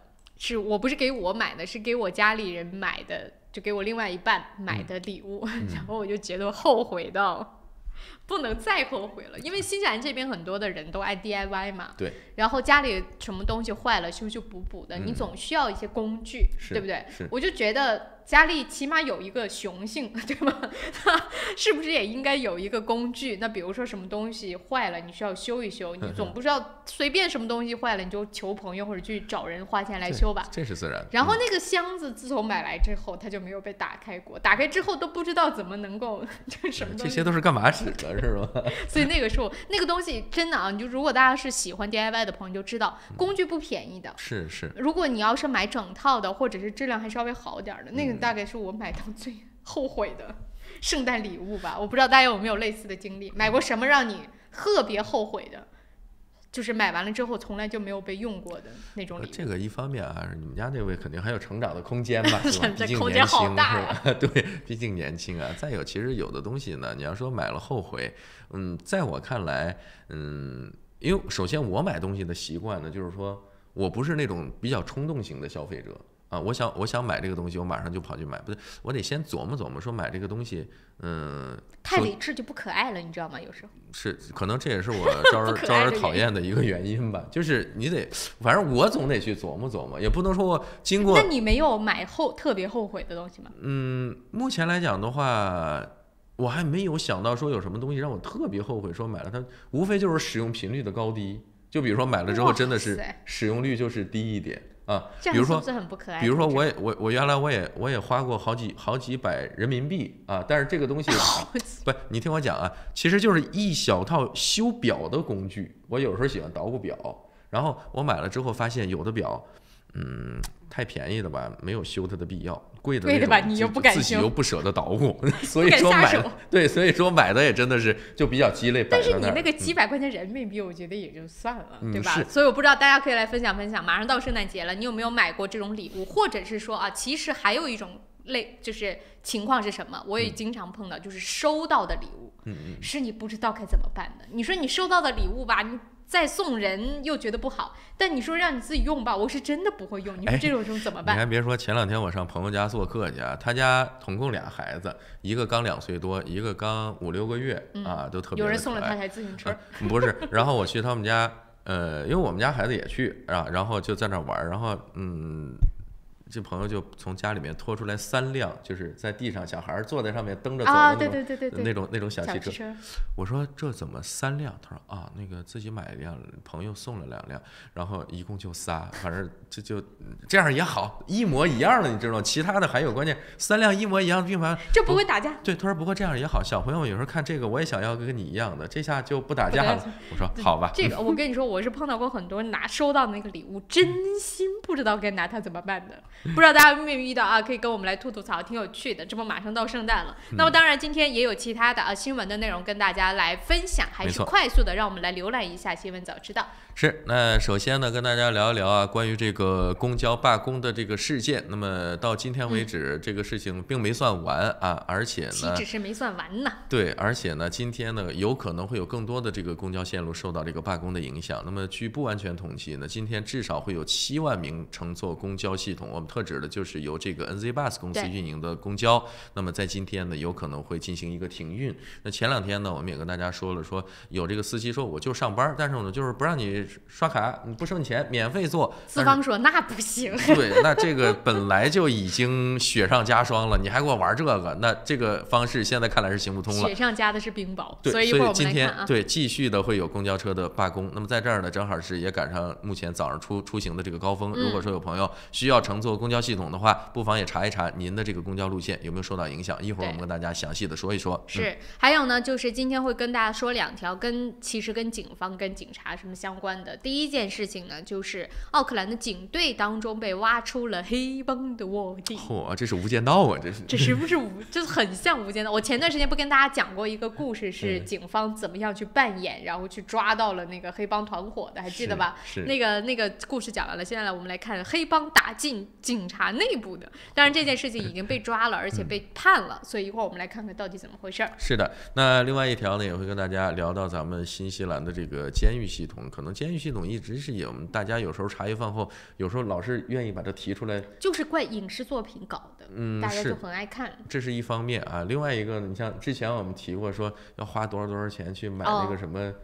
什么冰沙机，对吧？我记得咱们还特意查过那个冰沙机，真的是价格不菲啊。那最近呢，也有朋友我还去淘宝查，是我们查过这个东西。那最近呢，也有朋友提到说，关于我们新西兰的这个监狱，那么有这么一座监狱啊，现在实际上里面已经关了800多名犯人，它的理论的这个关押的人数可以达到1000多名，但是到了这个晚上的时候只有2个看守进行一个常规的这种巡视跟管理。关键问题就是我们也不知道这是到底是多还是少，这算是正常还是不正常？也可能对。一会儿我们说一说吧，到的说的时候我们再来讲啊。那么当然呢，今天是星期一，所以在9点钟之后呢，我们还会进入到杨议员时间。今天跟杨议员时间呢，我们也会跟杨议员不是跟杨议员时间，跟杨议员也会聊到很多呢，我们真的是曾经非常关注的话题，比如说大麻合法化的草案，比如说禁止外国捐款，比如说枪支持有者的这个隐私泄密，都是上周我们聊到的比较重点的新闻。那么今天呢，都会跟杨议员在9点钟之后呢来仔细探讨一下。好了，时间关系我们快速的具体的跟大家来说今天的新闻。首先第一件事情，我们就来聊一聊奥克兰公交车的罢工。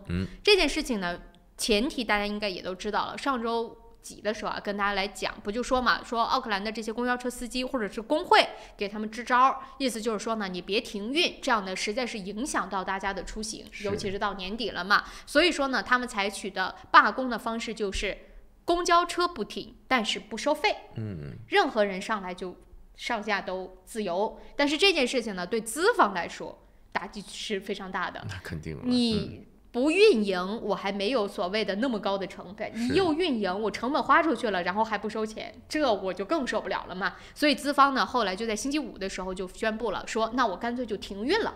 你不是不收钱嘛，那你也别来上班了，就大家就停算了，就是以这种方式去罢工。但是这对工会和公交车司机的打击是很大的。原因是什么呢？他们本来是在民众心中的那个印象是，我不会影响到你，我用其他的方式跟资方去罢工。但是一旦资方宣布说停运了，会不会有很多人就迁怒于司机，说你看你罢工，你罢工到我根本出行都没有办法好好出行了，这就是怪你。所以资方也不然，所以说这个工会对这件事情也有点着急。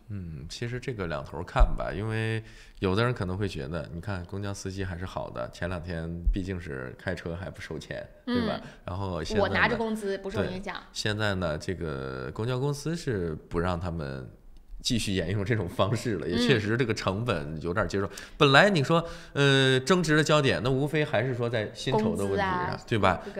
那如果说是有这个钱拿出来的话，那你直接发给司机，然后正常运营就好了，公交公司还能。但是这个其实尤其在咱们新西兰，因为我其实个人的一点观点就是新西兰的这个人口数量比较少，虽然说公交的路线你哪怕就3-2个人开，3-2个人坐哈，但是你这个路线该有的还是得有。对。那某种程度上来讲，因为人少，收不上来这个乘车费，所以运营成本是很高的。对，这个某种程度上来讲，也不是说怪公交公司不给大家多发钱啊。但是我不是为他们辩解啊，就是说咱们理性分析这个事儿嘛。但是这个东西谁是谁非，其实很难说，他两边都说自己难嘛，对不对？所以在昨天就是经历了11个小时的工会和那个资方的谈判，现在工会的意思就是说，我没有要求现在谈判的结果就可以给予，比如说公交司机更高的工资，或者是说你可以承诺他们更好的工作的环境。他说这个谈不拢，所以就大家就能知道他这个距离真正谈判结束那还有很长的路。所以昨天这11个小时谈的只是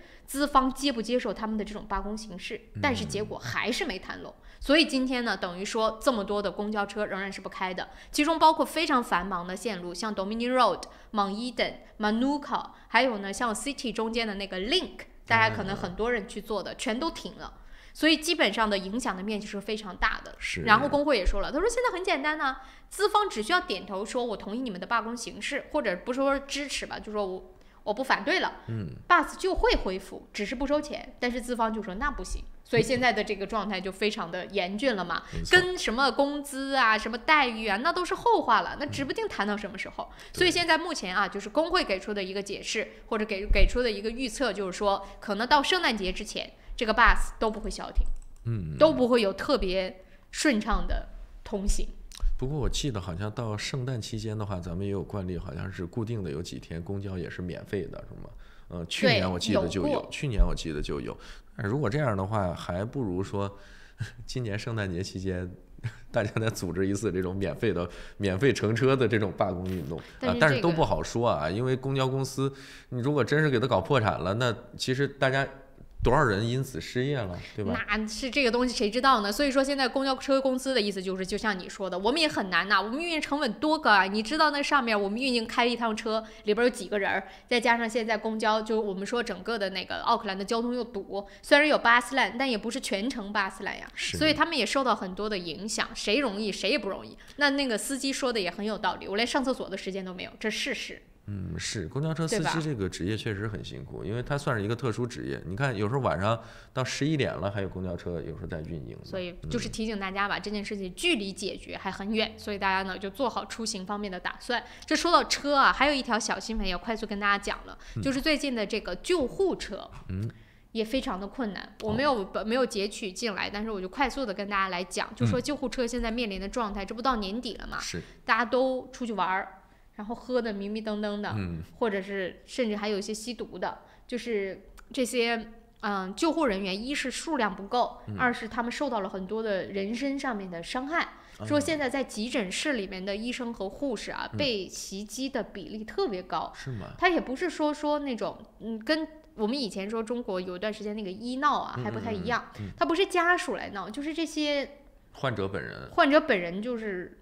你知道吗？他们就是属于类似于像打架斗殴的，在外边，然后就头破血流的去到急诊了，然后到了急诊还不消停呢，还去头破血流，人家护士和医生，所以他们也是很危险。现在就基本上出去啊，就是比如说救护车去接这种病人的时候，都要有警方先去。警察先到，然后再救护车再到。那这样的话，就是大大增加了你比如说同样处理一件事件，对呀，对，那与其这样的话，不如真是碰见这种不近人情啊，不。那你说怎么办呢？你也不能不管他，对不对？那倒是看轻重程度吧。要是普通的什么刀伤啊之类的，你在这儿先坐半个小时再说，冷静一下。很难，开个玩笑啊，不好说。我不是建议这样做。我星期五那天，我就真的是，我跟我男朋友2个人就在 Queen Street， 那你想那是多么繁华的路啊，而且没有到。就是黑天，7点多，现在没有黑天嘛。对呀，我们俩就正常的在路上走，就从对面来了一群 teenager，我估计也就17、18都没有，我估计最多也就15、16。然后就你知道，就那种晃晃荡荡的，就在那个路上走，他就用自己的肩膀，用 shoulder 去撞了一下我男朋友的肩膀。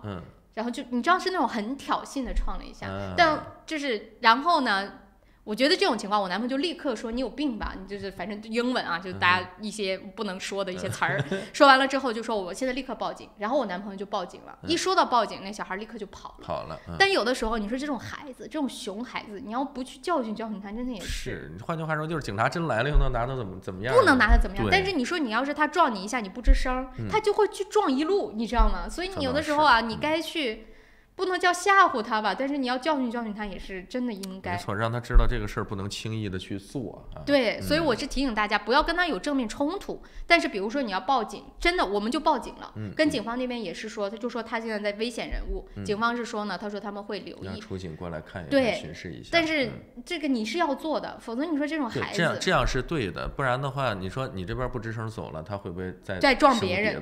对不对？都不好说。好了，时间关系啊，因为到8点27分了，我们先稍作休息一下。回来之后继续带给大家新西兰新闻。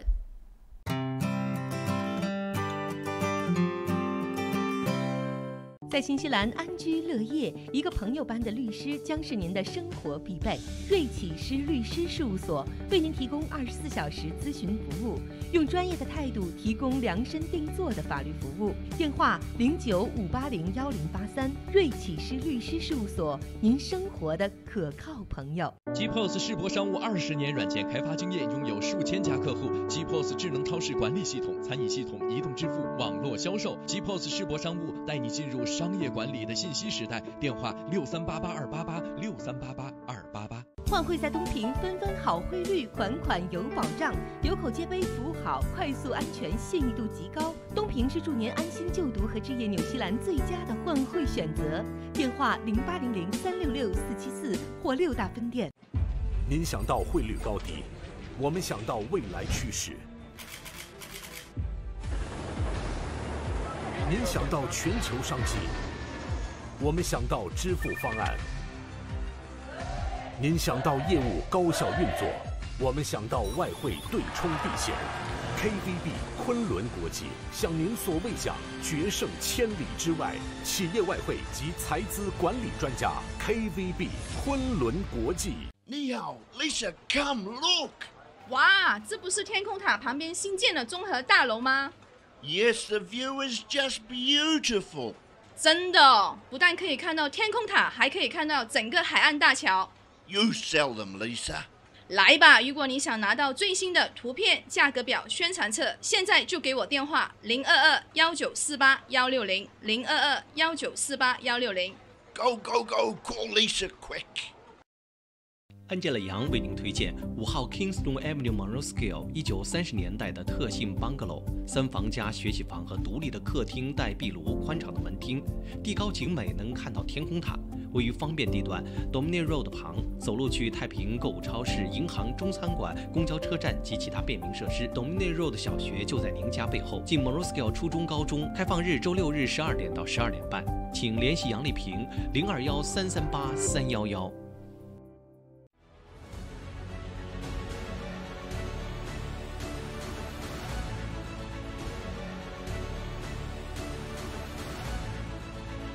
我是杨健，与您一同关注新西兰时政热点。杨议员时间每周一上午9点和晚上7点，熊猫电视台 TV37和 FM90.6同步直播，敬请关注。由乌伦华侨会所和潘达 TV37、熊猫电视台共同主办的2020年新春花市同乐日，将于1月18号星期六在 ASB Showground 隆重举行，免费入场，大量车位，各式各样的美味食档，200多个干货年货摊位，还有多元文化艺术表演以及儿童游乐场，欢迎大家一起过新年。2020年1月18号星期六 ASB Showgrounds 217号 Greenland West， 我们不见不散。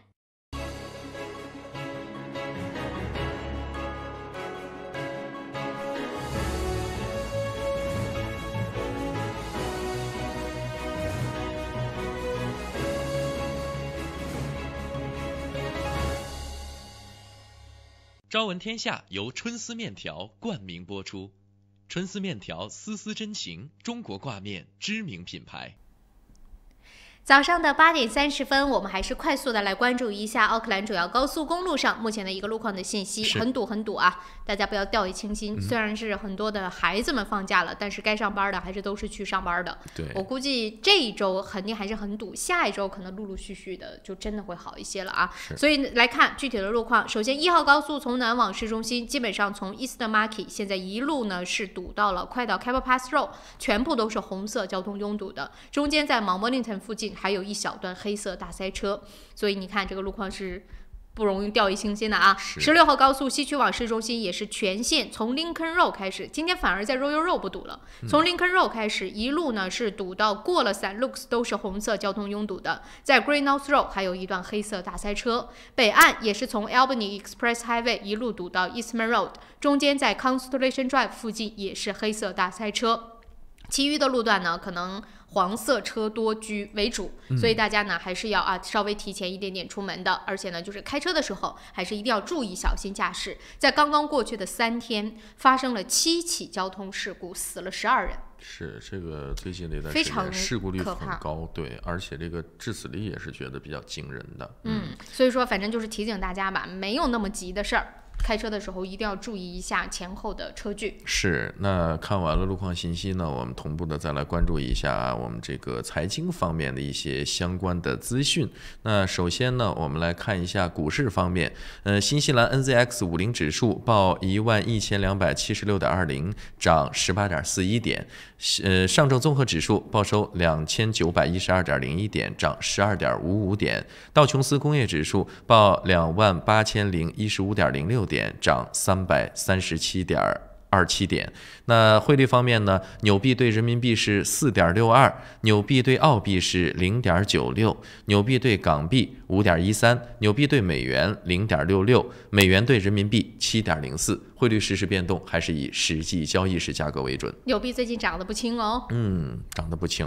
纽币对美金已经0.66了。所以这会儿我们正好要去境外玩的话，还是比较合适的。好了，那我们继续说回到新西兰的新闻的部分。刚刚跟大家说到了治安方面吧，就是我的一个亲身的经历，但是提醒大家啊，这个还是冷静，是因为你如果真的动手了，如果对方有什么样的，比如说伤，或者是一下子没掌握好力度之类的，那你会惹上麻烦的。在新西兰这个法律就这样，反正就是呢，人家用动刀你才能动刀，人家是赤手空拳，你拿刀你就犯罪。所以这件事情大家也明白了啊。我就说我曾经开玩笑，我说这还得掏出秘籍来，就是每次要比如说遇到危险的时候，得掏出来一个本儿看，对方持什么武器，我才能。但是没办法，这旁边得带个机器猫。你看他拿刀了，赶快变个刀出来；他拿棍子来个棍子。因为这新西兰就是这样的，否则你就不是正当防卫了，你会被告说过度防卫之类的，防卫过当之类的。对，这个其实不光是新西兰，很多国家也都有类似这样的一个规定。但这边很较真儿的。对，其实在这儿还是说，我们虽然说跟大家讲一下这个事情，但是尽量的我们这个能动手的绝不抄手，不是咱们能好好解决的，咱们就不要动手。其实这些孩子，就我说的这些孩子啊，或者是就是在那个骂骂咧咧的这种，他真的绝对不是那种上来会犯罪的那种人。他要是真的犯罪，他也不会给你知道吗？是叫嚣。但是真的是因为一点鸡毛蒜皮的事情啊，跟人发生口角，进一步发生肢体上的接触，其实特别不值了。你知道国内就特别流行说一句话，他说没事千万别跟人打架，打赢坐牢，打输住院，反正没有赢家这个事儿。对，没有赢家。当然了，你要是遇到这种不公正的对待，或者是真是别人的挑衅，你也不能就忍气吞声。对，该反击的时候要反击，但是要把握好这个度。当然，你这么一说的话，这个度很难把握。就像我说的，你也不能就放任他们。就这堆熊孩子啊，你要不给他，不是说给他点颜色，但是你要是不给他个教训，他真的没完。所以呢，就是报警，再不然就是比如说我就拍视频，我就把它录下来，然后送给警察。就是你要起码给他挂个号，让他知道有人在管他，要不然真的，哎呀，尤其到了这个年底的时候，大家也放假了，这对熊孩子也开始出没了，所以大家就注意安全，一是注意安全，二就是真的要掌握一下自己的这种方式方法。还有就说到这个警察方面吧，接着我们就来讲这个警察的卧底的故事。这个也是有点意思。哎呀，咱们先看看这个故事的背景啊，就是利用自己的警察身份啊，然后充当黑帮卧底，进入警队的电脑系统窃取情报，这些东西我觉得真的是只有在类似《无间道》这样的电影里才能看到的，但是没想到在我们身边真的发生了。就是画面上看到的这一位31岁，他的名字实在是太难念了，我就算了啊，就基本上呢应该叫 Tokolo。威利 Tokolo， 我觉得听起来很像日语，但 anyway 他就是也是在新西兰这边任职的警察。那么他呢就是被曝或者是被查实，在15个月的时间当中呢，是充当了黑帮的所谓高价值线人。这是重点培养对象呗，打个引号哈。当然，他主要的任务或者说他跟黑帮之间的交易呢，就是窃取信息。因为我们知道在警察的内部呢，他们会有这种只有警察才能够进入到的系统，里边才能够掌握到的信息，这个系统叫做 NIA。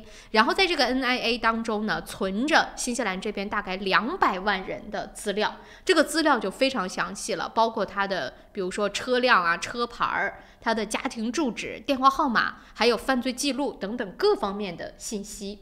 那么这个基本上相当于占了新西兰人口的40%了，所以是一个非常庞大的系统，而且是里边存了非常的敏感的信息。但只要是警方，就基本上都可以去这个系统当中去调阅信息。所以他呢，就等于说在15个月的时间当中，1年多一点，2万多次进入到这个系统当中调取了信息，并且呢是卖给了黑帮，就是以这种方式来帮助黑帮的一些作案。这个2万次也真的是频率有点高啊，就2万次都没被发现，你知道吗？对，但也说明这背后确实是有问题。那他给黑帮提供这些所谓的打引号的服务，他能够得到些什么东西？现金嘛，高价值嘛。就据说在他被抓的时候，是从他的床垫子底下还发现了几份，就从那个网站上打印出来的信息要交给黑帮的嘛。我还想还不用 USB， 还打印出来，或者是发邮件什么传一下，对吧？就不知道，反正是不是打印的这样子更不容易发现，也有可能啊，对吧？这样就没有记录了嘛。对呀，或者 U 盘呐什么还有记录，纸嘛就相对来说。就他要是把这个信息打出来，可能警方也不会特别在意之类的，我也不知道啊。反正就在他的床垫子底下找到了几份这个文件，还包括了3万纽币的现金。但后来他被抓起来之后，供述啊是说他大概收的绝对不止这3万，说他可能呢酬劳方面有获得了小7万左右的这样的一个现金。是，那说明一个是情报值钱，但是反过来说他之所以能搜索2万多次，应该是也给黑帮服务了不短的时间了。但是这么长时间居然都没有把这个人查出来，我觉得这个系统本身，你知道为什么没有查出来？后来我在看新闻当中啊，我猜，你想啊，他被抓起来之后，最终呢是判了2年零2个月的监禁，不长哎，只有2年呢，2年零2个月的监禁。后来我就在猜他什么原因呢？会不会是其实他虽然给了黑帮信息，但并没有帮黑帮做成任何事儿？我看新闻当中也说，他说虽然说，怎么讲呢？就说他的这个信息透露给黑帮分子之后呢，并没有直接帮助黑帮来进行犯罪，或者是使得警方的某一个打击犯罪的行动没有成功，就等于说其实没有特别实际的作用。那这个卧底不行啊！你看人家《无间道》里的卧底干成多大事儿，可是就说他的这个行为是非常非常的不妥的嘛，所以最终还是给他判刑。那该判这个。所以我估计啊，就说2万多次没被抓到，可能也是有这个原因，就没有什么实际的效果。或者说是他在这个整个的这种，比如说里面检索的过程当中，可能大家也就觉得就是正常的工作的内容，他可能也就是捎带着去看一看。谁知道呢？不管怎么样吧，总算是把这个警队里面的害群之马给逮出来了。他供认说他没有同伙。咱也不敢保证说里面还没有类似这样的人，但是以后在这方面真得是长点心了。而且他就说他呢这年龄2个月还不能直接进监狱，就说因为他是警察的身份，大家也懂的。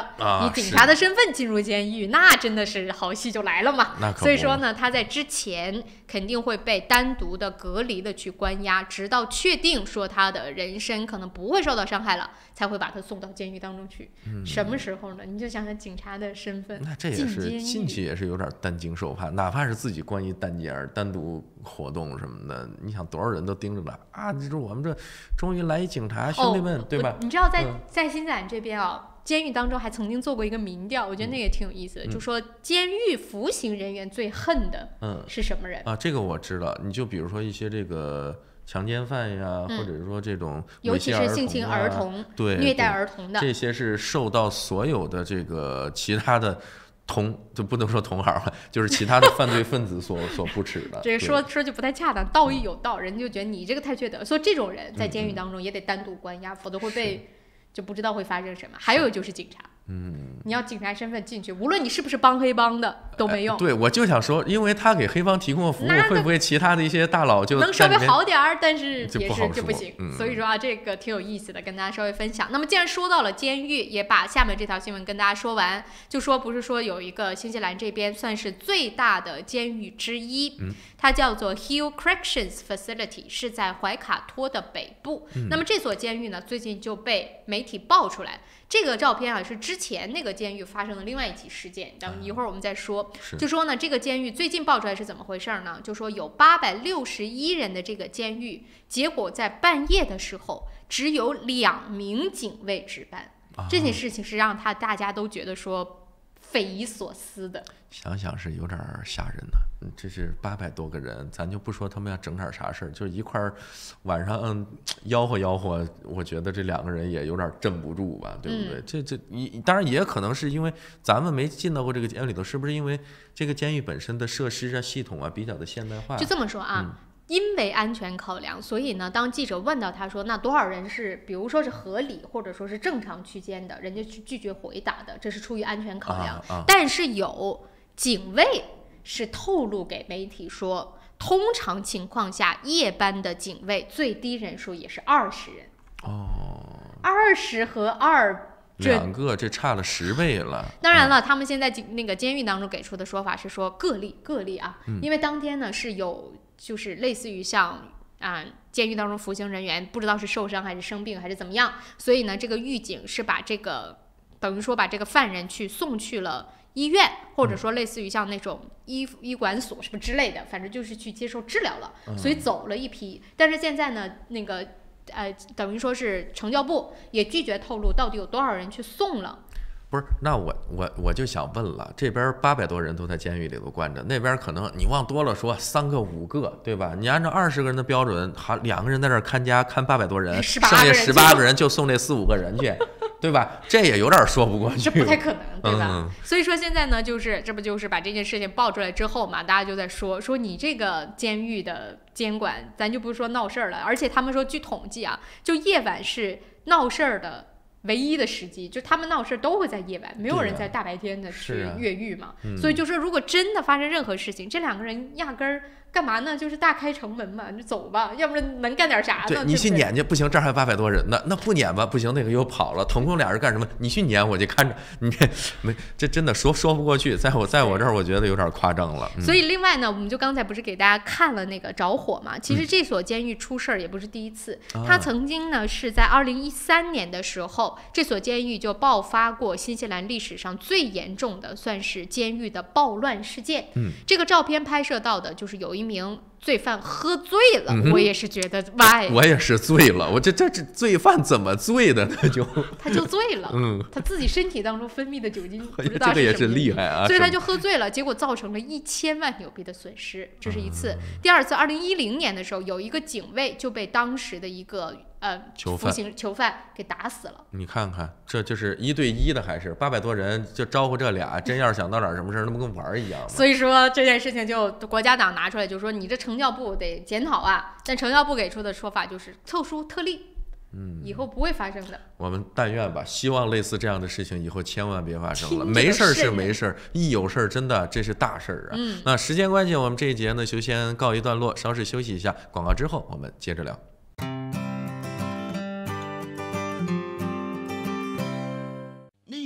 Lisa, come look! 哇，这不是天空塔旁边新建的综合大楼吗？ Yes, the view is just beautiful. 真的，不但可以看到天空塔，还可以看到整个海岸大桥。You sell them, Lisa.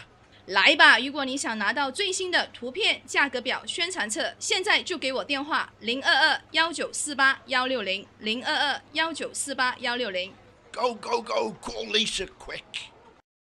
玉山出新品了，最新推出的 Ushi 乳酸菌饮料，完全不含脂肪，还能益促进肠道健康，喝起来酸酸甜甜，让您一整天都有好心情。还有 Ushi 水蜜桃味冰红茶和 Ushi 芦荟饮品，大颗的芦荟果粒，好好嚼，让您根本停不下来。这个夏天，快来尝尝我们全新的 Ushi 家族吧！玉山之父，你我之福。公司地址43A Lady Ruby Drive Istamaki， 联系电话09-272-3519 09-272-3516。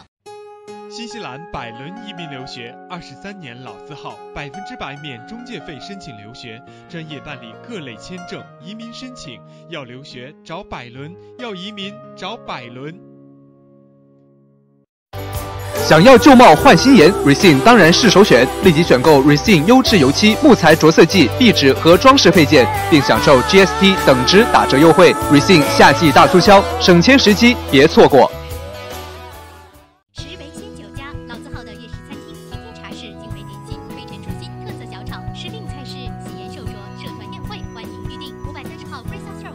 我是慕斯，我是健康睡眠系统，我的使命就是为地球上的每个人铸就美梦。你可以在遍布全球的3600多家专卖店看到我，感受我。越来越多的人因为我而得到精彩的健康睡眠体验。生命因梦想而伟大，那么就让我来铸就你的美梦吧。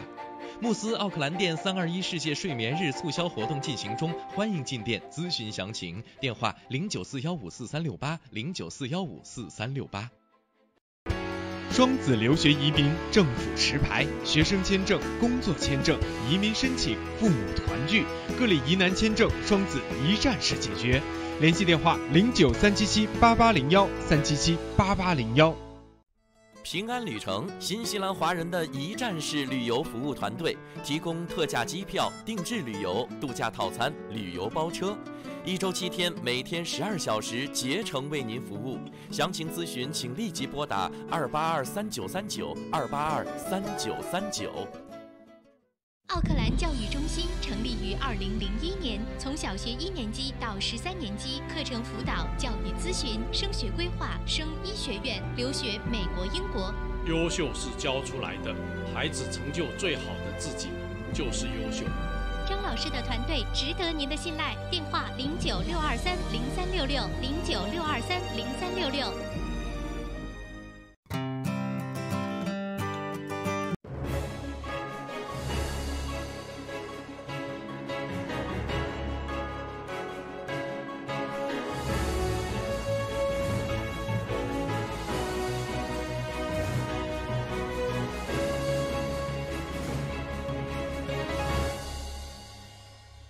朝闻天下由春丝面条冠名播出，春丝面条丝丝真情，中国挂面知名品牌。欢迎回来，早上的8点48分，你现在正在收看和收听的依然是由潘达 TV 37以及 FM 90.6正在为您同步直播的朝闻天下，我是志鹏。大家早上好，我是小娇，都起床了吗？应该起来了吧，毕竟还没到真正的这个假期的时段。哇，真的是，哇，反正每一年我已经习惯了，就每年到这个时候，大家就非常安静的、默默的在那边是没事，不知道在干什么，没事倒是落2毛钱儿。好了，我们继续跟大家来说，刚刚说到了很多跟治安呐、跟监狱呀、跟警方有关。我们当然希望呢，警察叔叔可以保护好我们的安全，但是在不能完全依靠警察叔叔的时候呢，我们也要自己学会自救，是吧？就是自己要照顾好自己。比如说要出去玩的，想好自己家里边防火、防盗、防小偷的啊，这个还真是防患于未然了。就是比如说身边呢，请几个好朋友，如果不走的，或者你们岔开的，去你家推垃圾桶啊，收一收信呐，是强装你家里有人呐之类的，这种都是要做好准备的啊。该锁好的锁好，贵重物品就不要放家，最好是把家里面。现在我家就是属于那种去吧，来吧，没啥好拿的。你要是能找着什么值钱的，那我也是觉得你很厉害。最贵重的物品就是这个人没在家，其他的我电脑拿出来了。对了，我家没电视，所以没有任何贵重物品。好吧。那有锅碗瓢盆，你愿意拿的话也是可以拿一拿。我估计我家最贵的可能就是护肤品。我也不买什么名牌，所以啥也没有。好吧，这个倒是省事啊。随便去，什么那个首饰也没有。你这样的话，是不是连家里那个什么那个偷盗险都可以免上了？是不是？随便。所以啊，这个就是说贵重物品呢，也别放在家里，这也是一种好方法。好了，接着啊，还有一点点时间，快速的再把这条消息告诉大家，关于禁塑料的这件事儿。刚刚在整点新闻的时候，大家多多少少应该也听到了，这就是我们禁塑的第2步。现在开始呢，就是那些比如说大家去超市买肉底下的那一个塑料托盘，还有比如说像那个我们的水果上经常会有贴那个标嘛，那个标其实也是塑料，就包括这种东西可能都要被禁了。也包括塑料的杯什么的。那这个说实在的，前一段时间包括这个一次性的塑料袋禁止使用啊，咱首先说这个事儿好不好是个好事儿，但是确实是给生活当中带来很多不方便。我们即便是说每一次去也可以买，也不贵，几毛钱，但是那个东西我觉得带个袋子去，对自己带也行，有时候就害怕忘了嘛。如果真是每次都能想起来，当然是最好。我现在就是习惯性的车里头，原来我是放一个。但是我发现放一个有时候经常会你拎到家里头之后，你把东西拿出来就忘了再放回去，所以我现在都是放俩轮换着用。对，这个是一个好的方法，但是现在身边你说塑料制品多不多？真的是很多，而且之前我们说到关于这个垃圾回收啊、分类什么的，咱们新西兰虽然说也有这个回收垃圾的这么一个体系，但是真的是我觉得不是那么细。而且我就在想啊，你说它的这个禁塑，我们都说，其实如果要去看民调的话，80%多的人都会支持说要进一步的去禁塑，但是真正造成新西兰塑料垃圾的来源是什么呢？你觉得是塑料袋吗？是这些塑料包装还是什么？就现在啊，你看，首先从我们做起，我们不用塑料袋了。可是你知道我经常去店买东西看到的是什么情况？就是拿现在，因为它进的是带把儿的这种塑料袋嘛，对不对？带2个把手的这种，所以就变成没有把手的那种塑料袋。我去了很多餐厅都是这样的。这个有时候就是有点形式主义了，就是为了特地的限制它，所以就换了一个方式，那不其实还是塑料污染照样没有减少吗？对呀，所以你说这是一方面，第二方面大家去想想身边塑料比较多的是不是还是包装？对，包装是一方面，另外你像一些这种食品呀、饮料用的这个瓶子呀或者盒子呀，当然这也算是包装的一部分了，其中提到的，你比如说买肉的时候用的那个托盘，它污染这个咱先放在一边，但是你说方便不？确实是方便，尤其它那个设计，它能把一些里面的血水什么锁在里面，不容易到处哪儿都是，这个倒是很方便。如果说你不用这个东西的话，那咱用什么？用纸袋。以后自己拿着饭盒去。去买肉，有可能，因为现在在很多超市不就已经在试行了吗？是我倒有看过，对呀，他还帮你去消毒，消毒完了帮你装东西，然后给你带走。有没有想是不是有点倒退？你说买肉全部拿那种报纸包牛皮纸给包一下，对吧？报纸吧，它上头有铅有污染，或者你买鱼的时候，但我不知道以后会怎么样啊。因为反正现在就是说第2步要禁那种东西了嘛，我不知道会变成什么。你说，可是但是我的点在这儿，我不知道为什么政府不先去要求厂商，不去生产塑料，比如说我们吃薯片，那多少的那个，比如说塑料垃圾，还有我们去买的任何产品的包装，有几个不是塑料的？你为什么劲儿不往那边使？都先从消费者这边。你说我们一年能，就比如说吧，你一次购物能用几个塑料袋？你把那个购物袋里边你去看，那里边又有多少塑料？为什么不从商家使劲？为什么一定要从我们身上使劲呢？这件事情是我有点不太理解的。所以这也是为什么有反对的人士就说，他说你们能不能拿出来一点切实的证据，确实是证明，比如说这个塑料袋啊，真的是影响比较大，那我们也是心甘情愿的去做。你看我们有听众在说，他说没有把的那种塑料袋是可降解的，所以它俩是有区别的吗？我知道有一些的那个就是那种没有把的，比如说现在 Packing Safe 用的那种是绝对可降解的，你能感觉到那个材质是不一样的。是。但我在很多比如说吃饭呐，人家就是你外卖给的那个塑料袋，那跟带把那塑料袋有什么区别？除了没有把之外，我不知道啊，就是因为有了把不能降解了。要么就是你干脆真的就把它做厚一点，就是都可以重复使用的，这样倒是也好。我是比较害怕以后看到一个什么样的情况，我们上超市买个什么肉啊鱼啊，好，这边买2条鱼，拿一草绳穿着提溜着就走了，那边买2块肉，拿报纸或者是牛皮纸这么一包，你说好不好吧？纸这种东西到底是可降解可回收，也处理起来比较方便，但是你说跟肉接触了之后你再回收，跟其他东西掺和到一块儿，是不是也有点不卫生？这很难讲啊！你说这个东西到底，所以我就说为什么一定要从我们身上使劲儿呢？你就让能不能从商家身上使点劲儿？我们这些因为你看啊，像也有很多的像党派，他也在说希望政府能给一个确切的证据。我要说明白，我是支持禁塑的，我觉得没有必要的就禁了吧，真的是。但是就是到底哪一个更危害更大？你是不是应该把更多的力度和时间放到危害更大的？那你不更解决问题吗？是，你就我们不用了，会不会这个问题就真的迎刃而解了？很难讲吧。另外，你包括其实我发现这边很多这个餐厅给你打包用的那个饭盒，就是那种白色的那种，那个也会进的。对，那个东西其实也怎么说呢？一个是使用量很大，对吧？你但凡要打包个东西，带个外带，全部都要用那个东西。现在就变成有很多地方变纸盒了嘛，纸质的那种，对吧？那不就行了吗？对，这个跟纸质吸管还是不一样的。哇，纸质吸管对我来说简直是我无法接受纸质吸管这件事，能不能都换成那个铁的还是不锈钢的？不锈钢的那个，哪怕是那样也行。哇，那个我可以，就是这个纸质吸管这件事情，我一想到，我现在嘴里面都不舒服，全是纸沫子，就是那种感觉，我就觉得到嘴里哇，好不卫生，然后它会变软，然后你知道就对，当然是使用习惯是一方面，最主要的深恶痛绝。对，最主要的我们还是要从保护环境的这个角度去考虑。你说咱们再过若干年是吧，碳排放都要降到多少了，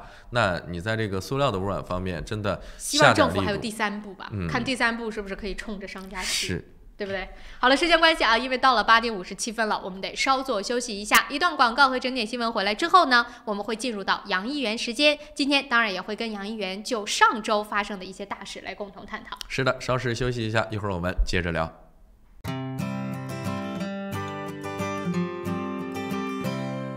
换汇在东平，分分好汇率，款款有保障，有口皆碑，服务好，快速安全，信誉度极高。东平是助您安心就读和置业纽西兰最佳的换汇选择。电话0800366474或6大分店。我是慕斯，我是健康睡眠系统，我的使命就是为地球上的每个人铸就美梦。你可以在遍布全球的3600多家专卖店看到我，感受我。越来越多的人因为我而得到精彩的健康睡眠体验。生命因梦想而伟大，那么就让我来铸就你的美梦吧。慕斯奥克兰店321世界睡眠日促销活动进行中，欢迎进店咨询详情。电话0941544368 0941544368。您想到汇率高低，我们想到未来趋势。您想到全球商机，我们想到支付方案。您想到业务高效运作，我们想到外汇对冲避险。KVB 昆仑国际向您所未想，决胜千里之外。企业外汇及财资管理专家 KVB 昆仑国际。新华移民留学专注专业个性化，敬业高效18年。新华移民留学电话3798181，移民留学就找新华。奥克兰教育中心成立于2001年，从小学1年级到13年级，课程辅导、教育咨询、升学规划、升医学院、留学美国、英国。优秀是教出来的，孩子成就最好的自己就是优秀。张老师的团队值得您的信赖，电话0962303366 0962303366。想要旧貌换新颜 ，Resin 当然是首选。立即选购 Resin 优质油漆、木材着色剂、壁纸和装饰配件，并享受 GST 等值打折优惠。Resin 夏季大促销，省钱时机别错过。石围鲜酒家，老字号的粤式餐厅，天天茶室，精美点心，飞尘出新，特色小炒，时令菜式，喜宴寿桌，社团宴会，欢迎预订。530号 Fraser Road Greenland。雪山天对岸，陶波湖畔边，风景秀丽的陶波市迎来第一家中华美食绍兴饭店。店内装饰精美，环境典雅，服务一流，全天提供中国特色菜肴、风味小吃，集中华烹饪之精华，汇南北风味之大成。陶波绍兴饭店欢迎您。地址8号 Northcroft Street 陶波，电话0737788886。由乌伦华侨会所和 Panda TV37 熊猫电视台共同主办的2020年新春花市同乐日将于1月18号星期六在 ASB Showground 隆重举行，免费入场，大量车位，各式各样的美味食档，200多个干货年货摊位，还有多元文化艺术表演以及儿童游乐场，欢迎大家一起过新年。2020年1月18号星期六 ASB Showgrounds 217号 Greenland West， 我们不见不散。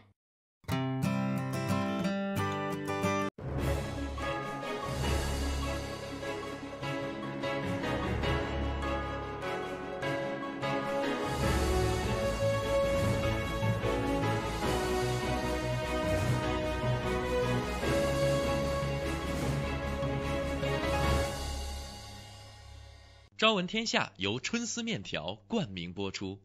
春丝面条丝丝真情，中国挂面知名品牌。大家好，欢迎关注这一时段的整点新闻，我是志鹏。今天是2019年12月9日，星期一，农历11月14。首先来关注新西兰新闻。塑料袋禁令后，政府将进一步禁用一次性塑料制品。总理 Jacinda Ardern 昨天上午透露了新西兰政府打击塑料制品的下一步行动。他称，废除一次性塑料制品是当务之急。在宣布将禁止使用更多的一次性塑料制品，包括肉类托盘、杯子和外卖食品容器后，他发表了上述评论。这是官方塑料袋禁令生效6个月之后，打击塑料制品的又一举措。阿登的首席科学顾问发布了一份名为《重新思考新西兰的塑料制品》的报告。该报告提出了一些建议，但他向政府传达的总体信息是需要做更多的工作来废除一次性塑料物品的使用。阿登说，我们的目标是减少塑料成为废物给环境造成的污染。他收到很多人的来信，主要是孩子们，他们对海洋中的塑料垃圾数量表示担忧。他说，他读了每个孩子寄给他的信，其中有一封信里有一张如何拯救海龟的清单，第一步就是停止向海里扔塑料垃圾。他说，这是一个很好的建议。但批评人士表示，政府需要拿出更多证据，证明这项塑料制品新禁令在新西兰的必要性。行动党党魁 David Simot 呼吁政府解释支持这些禁令的有力证据。他说，政府让新西兰人的生活变得困难了一点，因为似乎没有真正的证据表明这个问题有多严重。再来关注国际方面的消息，一箭6星，快舟1号一日双箭创纪录。北京时间12月7日16时52分，中国在太原卫星发射中心用快舟1号甲运载火箭，采用一箭6星的方式，成功将和德2号 A、B 卫星、天仪16、17卫星、天启4号 A、B 卫星发射升空，卫星顺利进入预定轨道，任务获得圆满成功。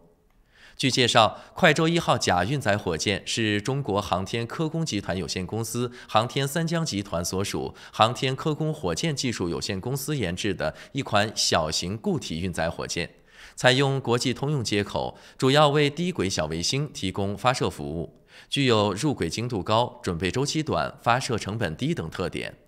此次是快舟1号甲运载火箭今年第5次执行发射任务。朝鲜宣布成功实施重大试验。朝鲜中央通讯社8日报道，朝鲜前一天在西海卫星发射场成功实施一次非常重大的试验。报道说，朝鲜国防科学院7日下午实施这次重大试验，随后向朝鲜劳动党中央委员会汇报试验成功结果。朝方没有披露这次试验的具体内容，只是表示试验结果将在不久后对改变朝鲜战略地位发挥重大作用。韩军联合参谋本部说，监测显示朝鲜7日没有发射任何发射体。韩联社8日报道，朝鲜西海卫星发射场先前有准备测试导弹发动机的迹象，一些人由此猜测，朝鲜7日可能成功测试一种新型火箭发动机或导弹发动机，可用于远程火箭或洲际弹道导弹。美国近来加大对朝鲜监视和情报搜集，美军侦察机出现在韩国首都首尔及周边区域上空的次数较以往明显增多，引发韩国舆论猜测。朝鲜多次就朝美关系和双方重启磋商问题表态，强调美方必须首先取消对朝敌视政策。以上就是这一时段整点新闻的全部内容，是由志鹏为您编辑播报的，感谢您的收看与收听。以上整点新闻由春丝面条赞助播出，春丝面条丝丝真情，中国挂面知名品牌。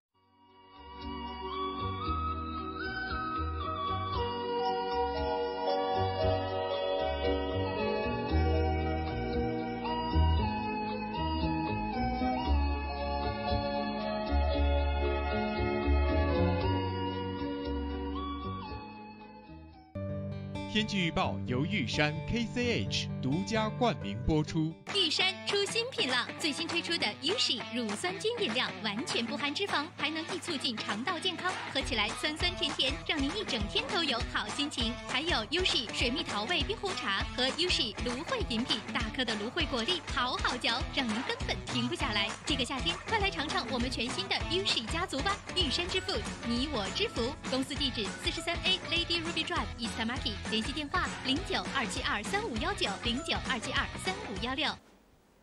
早上的9点06分，我们一起来关心一下新西兰主要城市今明2天的天气预测。以下的天气预报是由玉山食品独家冠名赞助播出的。我们先来看新西兰北岛的北部地区。今天呢，新西兰北岛大部分范围之内会是晴有云，但是偶有阵雨的天气状况，而且气温方面呢会稍微有所回落。奥克兰今天的最高气温是只有20度，最低是14度。北岛南部地区呢，这种阵雨的天气状况会更少，基本上都是晴有云的好天气。气温方面也是比北岛北部来的要更低。你看啊，惠灵顿附近 Martin 啊，最高温度20度，但早晚的最低温度是只有5度，是不是有一种又进入到了冬天的感觉？那么到了南岛呢，北海岸应该对不起啊，南岛北部地区呢，可以看到今天是在西海岸有一些阵雨出现，东海岸还是以晴有云的好天气为主，但是早晚的温差仍然比较大。Nelson 最高是21度，但最低只有9度。南岛南部地区呢，这种降雨仍然在持续，但最主要的是集中在南岛最南端以及西海岸。中部地区气温还好，这个天气状况也还算是不错。基督城今天最高是20度，最低8度。那么到了明天呢，这一股降雨会逐渐的离开新西兰，气温也会有所回升，但是早晚的最低温度仍然是不是那么高，尤其是在南岛啊。奥克兰明天最高气温是22度，最低12度。惠灵顿最高温度20度，最低是11度。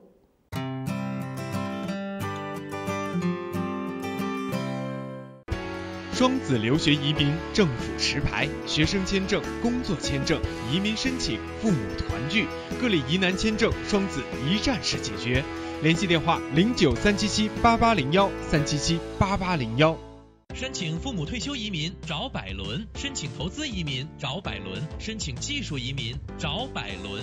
百伦移民留学26年老字号，申请留学享免中介费找百伦。恭喜百伦移民留学成为奥克兰大学全球最佳代理。要留学找百伦，要移民找百伦。电话0936815588。在新西兰安居乐业，一个朋友般的律师将是您的生活必备。瑞启诗律师事务所为您提供24小时咨询服务，用专业的态度提供量身定做的法律服务。电话0958011083。瑞启诗律师事务所，您生活的可靠朋友。想要旧貌换新颜 ，Resin 当然是首选。立即选购 Resin 优质油漆、木材着色剂、壁纸和装饰配件，并享受 GST 等值打折优惠。Resin 夏季大促销，省钱时机别错过。换汇在东平纷纷分好汇率，款款有保障，有口皆碑服务好，快速安全，信誉度极高。东平是祝您安心就读和置业纽西兰最佳的换汇选择。电话0800366474或6大分店。GPOS 世博商务20年软件开发经验，拥有数千家客户。GPOS 智能超市管理系统、餐饮系统、移动支付、网络销售。GPOS 世博商务带你进入商业管理的信息时代。电话6388-288，6388-288。来自柬埔寨传统优质稻米产区的龙凤牌上等特级茉莉香米，2019年新米全面上市了。龙凤牌茉莉香米100%的茉莉香米，晶莹剔透，清香软滑，价格适中，深受广大消费者喜爱。龙凤牌上等特级茉莉香米，餐馆酒楼消费者的最佳选择。买大米请认准龙凤牌，新西兰总代理林氏兄弟出入口有限公司。如果您懂英文，生活就会更便利。Dinner Speak 全日制 NZCEL 新西兰英语证书课程2月24日即将开课，请速报名。由初级班到中高级班，入学考试将为你选定相应级别，每周上课12到15小时，有教师指导，可以由浅入深学习听说读写，还有20到22小时的自修时间。学习结束可获 NZQA 毕业证书。16岁或以上的新西兰永久居民或公民，课程全部免费，还可申请学生津贴。咨询热线0800355344。周一聊天室带您尽览天下大事，新闻事件深度解析，全球消息尽在掌握。一起相约周一聊天室。每周一下午4点，熊猫电视台 TV37和 FM 90.6同步直播，敬请关注。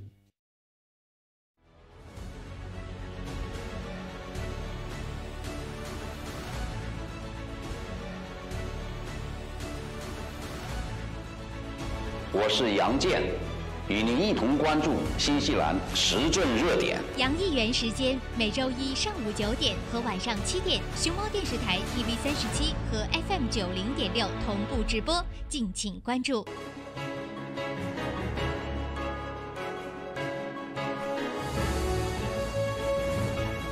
朝闻天下由春丝面条冠名播出，春丝面条丝丝真情，中国挂面知名品牌。早上的9点11分，您现在正在收看和收听的依然是由潘达 TV37以及 FM 90.6正在为您同步直播的《朝闻天下》。那么今天周一来到了早上的9点钟呢，依然是我们的杨议员时间。非常高兴又跟杨议员再一次相约我们的直播间，欢迎您。各位好，各位观众听众你们好。在我们跟杨议员聊之前啊，让我占用杨议员时间几十秒，先跟他说那个现在奥克兰市中心的 Queen Street 上面呢，又有大游行跟那个公交车的罢工有关的，所以去到市中心的朋友请绕行，现在 Queen Street 上是走不通的，反正提醒大家一下啊。我等一下要去这个 City 呢。这还大时间还得放长一点。是，所以说到这个罢工啊，就稍微聊聊，其实不在我们聊天的那个不在我们交流的这个范围之内啊。就说到这个罢工，这得什么时候才能结束啊？就我们自从好像这一届政府上台之后，罢工也太多了吧？